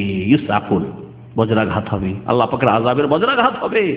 যেই দিন তারা বেহুশ হয়ে পড়বে, যখন সিংহায় ফুৎকার দেওয়া হবে আর আল্লাহর দরবারে হাজির হইতে হবে, সেদিন যেন তাদের উপর বজ্রাঘাত হয়েছে এইরকম হয়ে যাবে তাদের অবস্থা। কঠিন অবস্থার সম্মুখীন তারা হবে।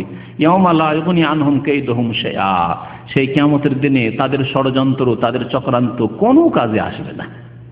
এই দুনিয়ার চক্রান্ত করেছিলে ভালো মানুষদের বিরুদ্ধে, আম্বিয়া রসুলগণের বিরুদ্ধে, সাহাবায়ে কেরামদের বিরুদ্ধে, কোরআনের বিরুদ্ধে চক্রান্ত করেছিল, ষড়যন্ত্র করেছে, আল্লাহ প্রদত্ত দিনের বিরুদ্ধে চক্রান্ত করেছিল, কোনো কাজে আসবে না সেই দিন। ওয়ালা হুম ইউনসারুন, আর তারা সাহায্য প্রাপ্তও হবে না, তাদের কোনো সাহায্য করা হবে না। ওয়া ইন্না লিল্লাযিনা যালামু আযাবান দুনা যালিক, আর নিশ্চয়ই ওই সব লোকদের জন্য যারা জুলম অত্যাচার করেছে। গত কয়েক সপ্তাহ আগে জুলম সম্পর্কে বলেছিলাম, কত প্রকারের জুলম মনে আছে? জুলম কত প্রকার? জোরে বলেন। 3 প্রকার, ঠিক না?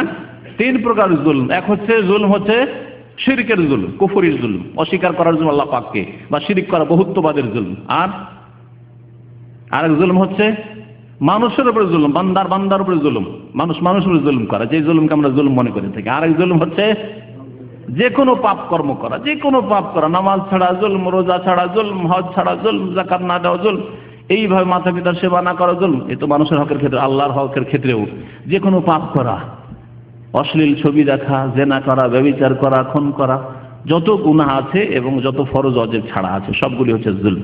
আল্লাহ পাক বলেন ওয়া ইন্না লিল্লাযিনা যালামু, নিশ্চয় ওই সব লোকেরা যারা জুলম করেছে তাদের জন্য কি রয়েছে? আযাবান দুনা যালিকা, আযাব রয়েছে এর পূর্বেই, অর্থাৎ কিয়ামতের যে কথা আল্লাহ বললেন, যেই দিন মানুষের বজ্রাঘাত যেন হবে, যেই দিন মানুষের সেই কিয়ামতে হিসাব নিকাশ হবে, তার আগেই দুনা জালিকা মানুষের জন্য কি রয়েছে? জালেমদের জন্য আযাব রয়েছে। ওয়াইন্না লিল্লাযিনা যালামু আযাবান দুনা জালিকা, নিশ্চয়ই জালেমদের জন্য আযাব রয়েছে, শাস্তি রয়েছে দুনা জালিকা, এর পূর্বেই। এই কোন আযাব? এ হচ্ছে দুনিয়ার আযাব, এ হচ্ছে দুনিয়ার আযাব। যেমন আল্লাহ পাক রব্বুল আলামিন এই বিষয়টিকে আরো অন্যান্য আয়াতেও উল্লেখ করেছেন একটু বড় করে। সূরা সাজদাতে আল্লাহ পাক ইরশাদ করেছেন, ওয়ালা নুযিকান্নাহুম মিনাল আযাবিল আদনা দুনাল আযাবিল আকবার লাআল্লাহুম ইয়ারজিউন। অবশ্যই অবশ্যই তাদেরকে ওয়ালা নুযিকান্নাহুম, আমি শাস্তি দেব, ওয়ালা নুযিকান্নাহুম মিনাল আযাবিল আদনা, হালকা আযাব বা নিকটের আযাব, কাছের আযাব, দুনাল আযাবিল আকবার, মহাশাস্তির আগে। মহাশাস্তি হচ্ছে জাহান্নামের শাস্তি, মহাশাস্তি হচ্ছে কবরের জীবনের শাস্তি, মওতের পরে শাস্তি, মহাশাস্তি হচ্ছে বিচার দিবসের শাস্তি, জাহান্নামের শাস্তি, জান্নাত থেকে বঞ্চিত হওয়ার শাস্তি। এই বড় আযাবের আগে আমি আযাব দেব দুনিয়াতে। কি জন্য? এখনো ফিরার সুযোগ আছে। লাআল্লাহুম ইয়ারজিউন, যাতে করে তারা আল্লাহর দিকে ফিরে আসে, মসজিদের দিকে ফিরে আসে বেনামাজিরা, তাওহীদে একত্রের দিকে ফিরে আসে মুশরিক বহুত্ববাদীরা, বিদাতিরা সুন্নতের দিকে ফিরে আসে, নবীর অনুসরণের দিকে ফিরে আসে। ওয়ালা নুযিকান্নাহুম মিনাল আযাবিল আদনা দুনাল আযাবিল আকবার লাআল্লাহুম ইয়ারজিউন। আল্লাহ পাক রব্বুল আরো বলেছেন, যাহারাল ফাসাদু ফিল বাররি ওয়াল বাহরি বিমা কাসাবাত আইদিন নাস লিইউযিকাহুম বা'দাল্লাযী আমিলু। যাহারাল ফাসাদু ফিল বাররি ওয়াল বাহরি, স্থলে এবং জলে বিপর্যয় সৃষ্টি হয়ে গেছে দুনিয়ায়। আজকে কত বিপর্যয় সৃষ্টি হয়েছে চিন্তা করুন আপনি। ডাকাতি, ছিনতাই, অশান্তি, কোন রকমের শান্তি নেই। যাহারাল ফাসাদু ফিল বাররি ওয়াল বাহর বিমা কাসাবাত আইদিন নাস, মানুষের পাপের কারণে, কৃতকর্মের কারণে। লিইউযিকাহুম বা'দাল্লাযী আমিলু, যে বদ আমলগুলি করেছে, পাপ করেছে, তার কিছু শাস্তি দেওয়ার জন্য, যাতে করে তারা ফিরে আসে। আল্লাহ পাক বলেছেন। তাই আল্লাহ পাক যে দুনিয়াতে মানুষকে আযাব দিয়ে থাকেন, শাস্তি দিয়ে থাকেন, উদ্দেশ্য হচ্ছে সংশোধন করা, যে মানুষ সংশোধন করুক। তাহলে আপনার জীবনে যদি দেখেন অ্যাক্সিডেন্ট হলো, সংশোধন করেন, কোনো ঘাটতি অবশ্যই আছে, হয় ফরজ ওয়াজিবে ঘাটতি আছে, না হয় হারাম খাচ্ছেন, হালাল খাওয়ার ক্ষেত্রে ঘাটতি আছে, আর না হলে পারিবারিক ক্ষেত্রে কোনো ঘাটতি আছে, বান্দার হকের ক্ষেত্রে ঘাটতি আছে, না আল্লাহর হকের ক্ষেত্রে ঘাটতি আছে, না রাসূলুল্লাহ সাল্লাল্লাহু আলাইহি ওয়াসাল্লামের হকের ক্ষেত্রে ঘাটতি আছে। কোন ক্ষেত্রে ঘাটতি আছে আপনি চিন্তা করুন। আর ঘাটতিতে ভরা আমাদের জীবন। সুতরাং সংশোধনের সুযোগ রয়েছে দুনিয়াতে। দুনিয়াতে যদি এই রকমের কোনো শাস্তি আসে, তাহলে জ্ঞানী মানুষ সংশোধন করে থাকে। আল্লাহ পাক বলছেন যে দুনিয়াতে জালেমদের জন্য আযাব রয়েছে, আখিরাতের আযাব ছাড়াও। ওয়ালাকিন্না আকসারাহুম লা ইয়ালামুন, তবে অধিকাংশ লোক বুঝে না, অধিকাংশ লোক উপলব্ধি করে না। চিন্তা করুন, অ্যাক্সিডেন্ট হলো, কোনো কিছুই না, অ্যাক্সিডেন্ট হলো, তারপরে বেনামাজি,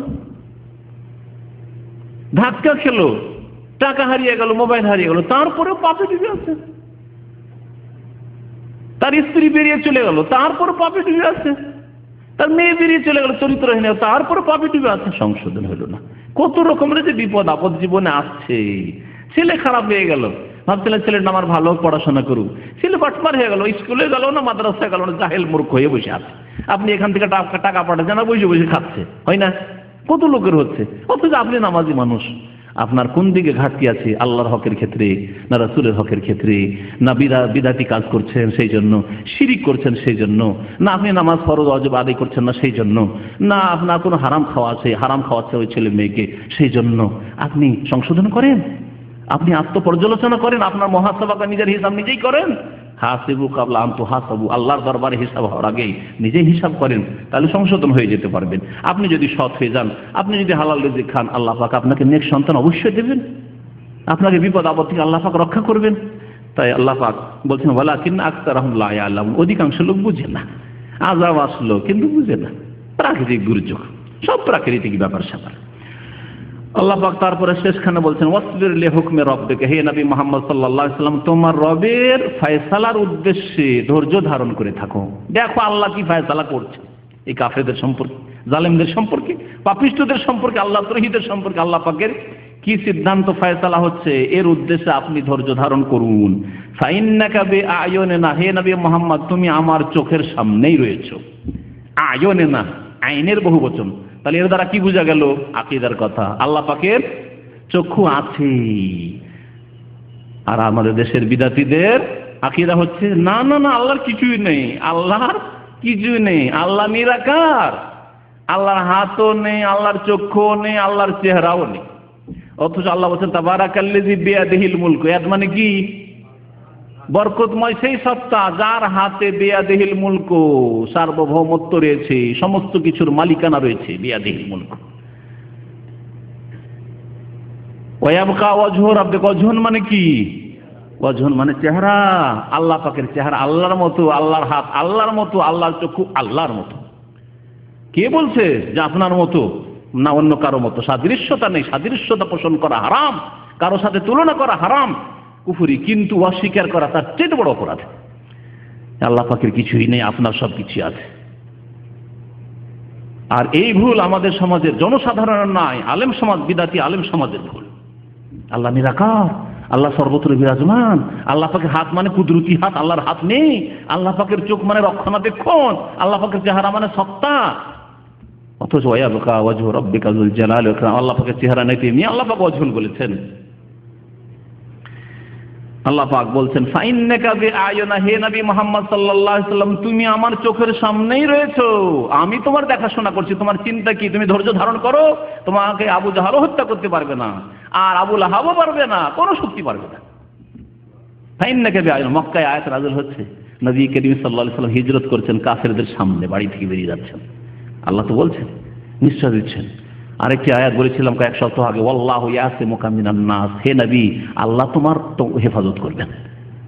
ওয়াল্লাহু ইয়াসিমুকা মিনান নাস, আল্লাহ তোমার হেফাজত করবে, তোমাকে রক্ষা করবেন মানুষ থেকে, কোনো মানুষ তোমার ক্ষতি করতে পারবে না। নবী করিম সাল্লাল্লাহু আলাইহি ওয়াসাল্লাম কে মারার চেষ্টা করা হয়েছে, 100 উটের পুরস্কার।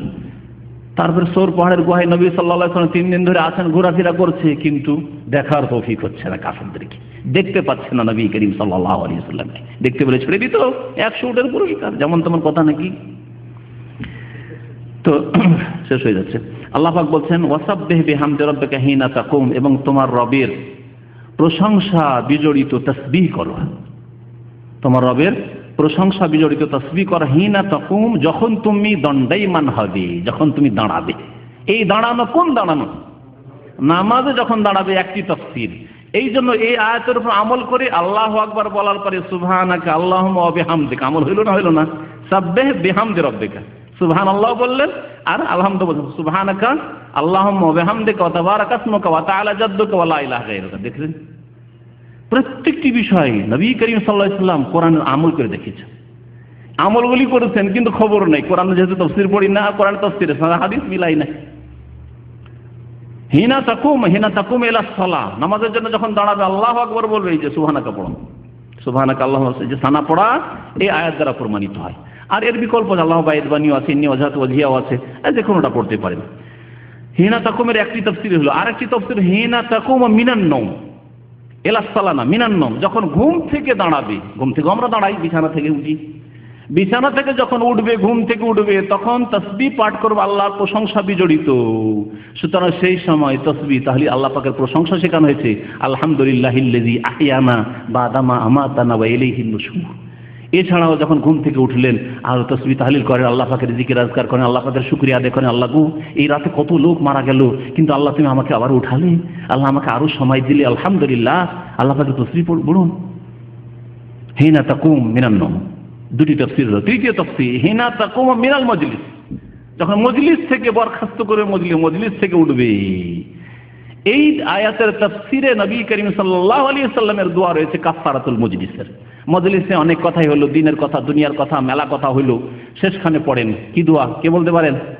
মজলিসের কাফারাত দোয়া বলতে দেন এখানে। হ্যাঁ, সুবহানাকা আল্লাহুম্মা ওয়া বিহামদিকা আশহাদু আল্লা ইলাহা ইল্লা আনতা আস্তাগফিরুকা ওয়া আতুবু ইলাইক। দেখেন, সুবহানাকা বললেন, ওয়া বিহামদিকা, ওয়াসাব্বিহ বিহামদি রাব্বিকা হিনা তাকুম, যখন মজলিস থেকে উঠবে। সুতরাং এই যে মজলিস থেকে উঠবেন, এখন খাওয়া দাওয়া করে আপনারা যাবেন, বা বক্তব্য শুনে যখন যাবেন, যে কোনো মজলিসে বসলেন, কিছু গল্প গুজবের জন্য বসলেন, কিছু ব্যবসা বাণিজ্যের আলাপ আলোচনার জন্য কারোর সাথে 2 জন বসলেন বা তার বেশি কিছু লোক বসলেন, যখনই মজলিস থেকে উঠবেন, মজলিস বরখাস্ত করবেন, পড়বেন সুবহানাকা আল্লাহুম্মা বিহামদিকা আশহাদু আল্লা ইলাহা ইল্লা আনতা আস্তাগফিরুকা ওয়া আতুবু ইলাইক। নবী করিম সাল্লাল্লাহু আলাইহি ওয়াসাল্লাম বলছেন, ওই মজলিসে যত গুনাহ হয়েছে তার কাফফারা হয়ে যাবে, গুনাহ মোচন হয়ে যাবে এই তাসবিহ পড়লে। আমল করবেন। আল্লাহ পাক তাই বলেছেন এখানে, ওয়ামিনাল লাইলি ফাসাব্বিহু, আর রাতের অংশে আল্লাহ পাকের তাসবিহ পাঠ করো, মানে তাহাজ্জুদ পড়ো। এখানে তাসবিহ মানে হচ্ছে তাহাজ্জুদ পড়ো। নবীকে আল্লাহ বিশেষ করে সম্বোধন করে বলছেন প্রত্যক্ষভাবে ডাইরেক্ট, আর পরোক্ষভাবে সমস্ত উম্মতকে বলা হয়েছে যে আল্লাহর নৈকট্য যদি লাভ করতে হয়, আল্লাহ পাকের নিকটবর্তী হতে হয়, আল্লাহ পাকে যদি সান্নিধ্য লাভ করতে হয়, তাহলে আল্লাহ পাকের রাতের অংশে নির্জনে আল্লাহর সাথে যোগাযোগ করা, নির্জনে আল্লাহর সাথে সম্পর্ক স্থাপন করার চেষ্টা করা। কারণ নির্জনে যার সম্পর্ক আছে সে সব কথাই বলতে পারে, না পারে না? দেখেন, সবার সামনে যদি বিশিষ্ট কোনো ব্যক্তির সাথে দেখা করেন, সব কথা বলতে পারবেন না খুলে। আপনার পারিবারিক কথা বলতে লজ্জা করছেন আপনি, তাই না? পার্সোনাল কিছু কথা আছে, আপনার চারিত্রিক কিছু কথা আছে, আপনার ভুল ভ্রান্তি আছে, সবার সামনে বলতে পারছেন, কিন্তু নির্জনে বলতে পারবেন যে আমার এই সমস্যা আছে। আল্লাহ পাকের সামনে নির্জনে আপনি দেখা করেন, তা হচ্ছে তাহাজ্জুদের সময়, ভোর রাত্রের সময়, শেষ তৃতীয় অংশ রাতের। ওয়ামিনাল লাইলি ফাসাব্বিহু ওয়া ইদবারান নুজুম, আর তারকাগুলি যখন অস্তমিত হতে যায় তখন আল্লাহ পাকের তাসবিহ পাঠ করো, অর্থাৎ ফজরের নামাজ পড়ো। তারকা অস্তমিত হয়ে যাচ্ছে, ফজর হতে যাচ্ছে, এখন ফজরের নামাজ পড়ো। আল্লাহ পাক ইদবারান নুজুম বলে তাহলে ফজরের নামাজের দিকে ইঙ্গিত করেছেন। আল্লাহ পাক যেন আমাদেরকে ফজরের নামাজের হেফাজত করার তৌফিক দান করেন। আল্লাহ পাক আমাদেরকে 5 ওয়াক্ত সালাতের হেফাজতের তৌফিক যেন দান করেন। আল্লাহ পাক আমাদের দ্বীনী ভাইদেরকে, মুসলিম ভাই বোনদেরকে তাহাজ্জুদ নামাজ আদায় করার যেন তৌফিক দান করেন। আল্লাহ আমাদের ঈমানকে যেন মজবুত করে দেন। সুবহান রাব্বিকা রাব্বিল ইজ্জাতি আম্মা ইয়াসিফুন ওয়া সালামুন আলাল মুরসালিন ওয়ালহামদুলিল্লাহি রাব্বিল আলামিন। প্রশ্ন হলো, এর জন্য কি আমার গুনাহ হবে? এক ভাই জিজ্ঞাসা করেছেন যে আমার স্ত্রী আমার বিদেশে থাকা চায় না, প্রবাসে থাকা চাই না, এখন বারবার আমি টাকার লোভে চলে আসি, তো আমার এই আশা কি গুনাহ হবে? যদি আসতেই হয় আপনাকে, তাহলে আপনার স্ত্রীর সম্মতি নিয়ে আসতে হবে। 4 মাসের বেশি কোথাও যদি থাকেন, তাহলে স্ত্রীর অনুমতি নিয়ে থাকতে হবে। স্ত্রী যদি অনুমতি দেয় তাহলে বিদেশ আসবেন, আর যদি অনুমতি না দেয় তাহলে দেশে ফিরে যাবে। যদি একান্তই আপনার প্রয়োজন হয় আর্থিক সচ্ছলতার জন্য, সচ্ছলতা মানে একবারে কোটিপতি লাখপতি হইতে হবে জরুরি নয়, মোটামুটি একটা কিছু ব্যবসা করে খাবেন দেশে, সেই জন্য কিছু করা দরকার, অথবা ঋণী হয়ে আছেন, ঋণ মুক্ত হইতে হবে, তাহলে স্ত্রীকে বুঝিয়ে নেন ব্যাপারটা। ছেলে মেয়েদের মানুষ করতে হবে, কোনো একটা কিছু করতে পারিনি, যা খরচ করে গেলাম তাই তো উঠাইতে পারিনি, বা উঠিয়েছি কিন্তু এখন একটা কিছু 2-4-5 লাখ টাকা হলে দেশে এসে কিছু করতে পারবো, এইরকম বলে স্ত্রীকে যদি বুঝিয়ে নিয়ে সমঝোতার মাধ্যমে বিদেশে থাকেন, কোনো অসুবিধা নেই। কিন্তু স্ত্রীকে অসন্তুষ্ট করে রাজি নেই, তারপরে 2 বছর থাকছেন, এটা শরীয়তে জায়েজ নয়। স্ত্রী যদি রাজি না থাকে আর বিদেশে যদি থাকেন তার বিনা অনুমতিতে, আর গুনাহগার যদি স্ত্রী হয়, তাহলে আপনি তার বোঝা উঠাবেন, গুনাহগার আপনি হবেন। আরেকটা প্রশ্ন, যে এখানে তো ইসলামিক শাসন ব্যবস্থা নেই, প্রশ্ন, কেউ যদি অবিবাহিত পুরুষ ব্যভিচারে লিপ্ত হয় বা করে, ঈমান আনার জন্য করণীয় কি? কোনো অবিবাহিত ব্যক্তি যদি জিনায় লিপ্ত হয়, তাহলে তার সংশোধনের জন্য, ঈমান মানে সংশোধনের জন্য, হ্যাঁ, ইসলামী শাসন থাকলে তো সরকার শাস্তি কখন দিবে? যখন আপনি সরকারের কাছে গিয়ে বলবেন আমার দ্বারা জেনা হয়েছে। এমন লোক আছে আজকাল, সাহাবায়ে কেরামের যুগে মাইজিন মালিক বলেছেন, ইয়া রাসূলুল্লাহ আমাকে পাক করে নেন। এখন আছে কেউ কি? এখন পাওয়া মুশকিল, একটু কমজোরি মানুষ তো পাপকে লুকিয়ে রেখেছে, নিজে সাধু খুব ভালো মানুষ আর সবাই পাপী। আজকালকার অধিকাংশ মানুষের অবস্থা যে আমি ভালো আর বাকি দুনিয়াই খারাপ, এই হলো অবস্থা।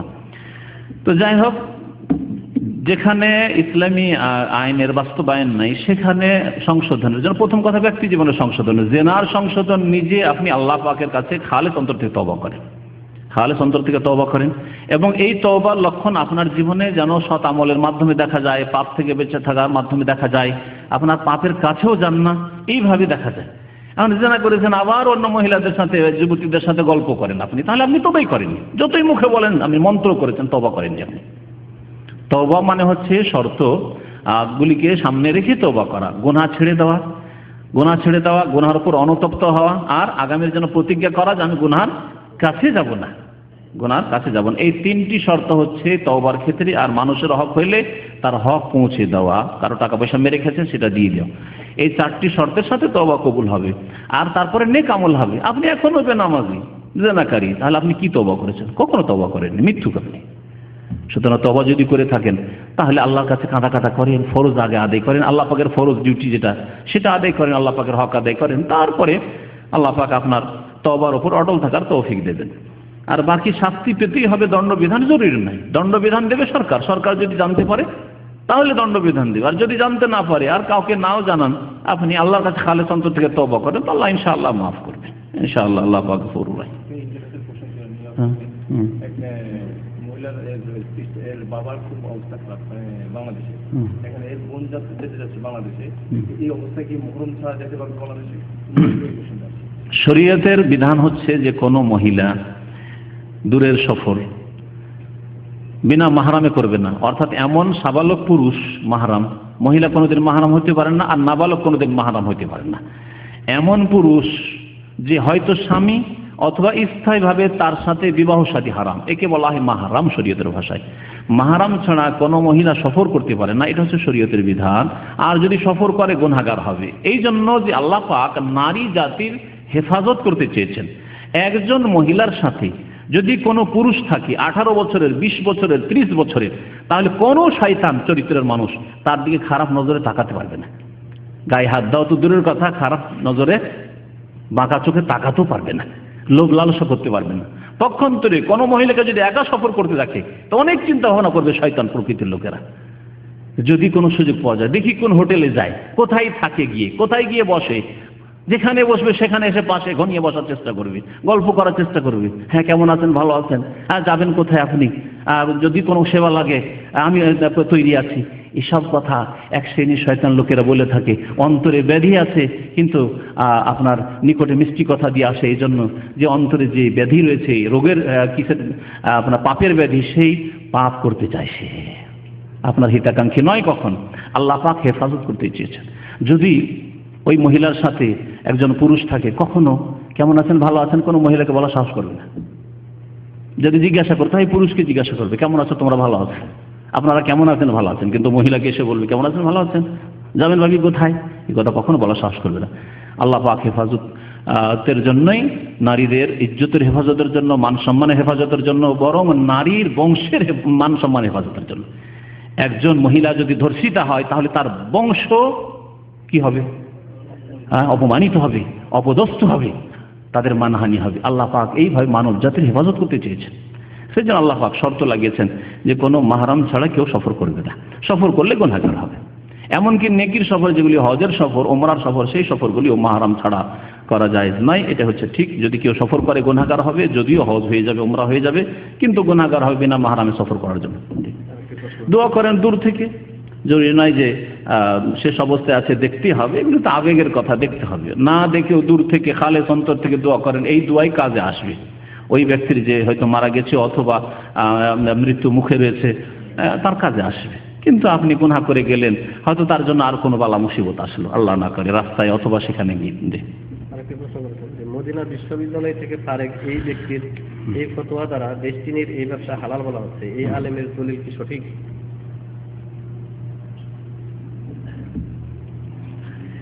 ডেস্টিনির ব্যবসা সম্পর্কে বা এখানকার ডিরেকশন যে ব্যবসা, এই সম্পর্কে হাইয়াত কিবারিল উলামা, সৌদি আরবের যে বড় ওলামাদের যে একটা আছে, পরিষদ আছে, তার ফতোয়া হচ্ছে যে হারাম, এটা জায়েজ নাই। সুতরাং কে কি ফতোয়া দিয়েছে, মদিনা ফারিক হইলেই যে ভুল হবে না, আমার ভুল হবে না এমন কথা নাই। আমার কথা কেন, আইম্মায়ে কেরামরা বলেছেন যে সাহাল হাদিস ফাহুয়া মাযহাব। ইমাম আবু হানিফা রাহমাতুল্লাহ আলাইহি বলছেন যে সহিহ হাদিস যেটা পাবে সেটা হচ্ছে আমার মাযহাব। নবী করিম সাল্লাল্লাহু আলাইহি ওয়াসাল্লামের যদি সহিহ হাদিসের বিপরীত কোনো সাহাবীর আমল থাকে, তারপরে সেটা আপনার জন্য দলিল নাই। তো কথা হচ্ছে যে মানুষের ভুল হইতে পারে, হয়তো যে দৃষ্টিকোণ থেকে এরা লিখেছে আর সেটা হয়তো ভুল, কিন্তু সৌদি আরবের উলামায়ে কেরামরা একজন নয় বরং বেশ কয়েকজন উলামায়ে কেরাম, বড় বড় উলামায়ে কেরাম, এদের বহু লিখনী রয়েছে, তারা এই বিষয়টিকে গবেষণা করে তারা ফতোয়া দিয়েছেন যে এই ডিরেকশন বা ডিস্টেন্সের ব্যবসা জায়েজ নয়। যে প্রাণীর গোশত খাওয়া হালাল, তার পেশাব পায়খানা গোবর পাক, তার গায়ে লাগলে কিন্তু বলবো না। প্রশ্ন হলো কাঁচা গোবর ও শুকনো গোবর, হ্যাঁ কাঁচা গোবর শুকনো গোবর সব হুকুমে খেয়ে গোবর পেশাব, যেগুলো মাকুরুল্লাহাম, যেসব পশু প্রাণীর গোশত, পাখির গোশত খাওয়া যায়, তার পেশাব গোবর এগুলি পাক ইনশাআল্লাহ, তাতে না পাক হবে না কাপড় চোপড়। তবে নোংরা বস্তু, যেমন কাশপোটা, আপনার নোংরা বস্তু, কাশপোটা নিয়ে কি আপনি নামাজ পড়ছেন? কাশপোটা লেগে আছে আপনার কাপড়ে, হয়তো কখন নামাজ পড়ছেন কিন্তু ধুয়ে নিচ্ছেন, সুযোগ পেলে ধুয়ে নেবেন আপনি। কাশপোটা লেগে আছে অথচ কাপড় চোপড় পরে আছেন, এরকম তো কোনো মানুষ পাওয়া যায় না। ঠিকই তেমনই মনে করেন ওগুলো জিনিস। সাল্লাল্লাহু আলাইহি ওয়া সাল্লাম মুহাম্মদ ওয়া আলা আলিহি ওয়া সাহবিহি আজমাইন।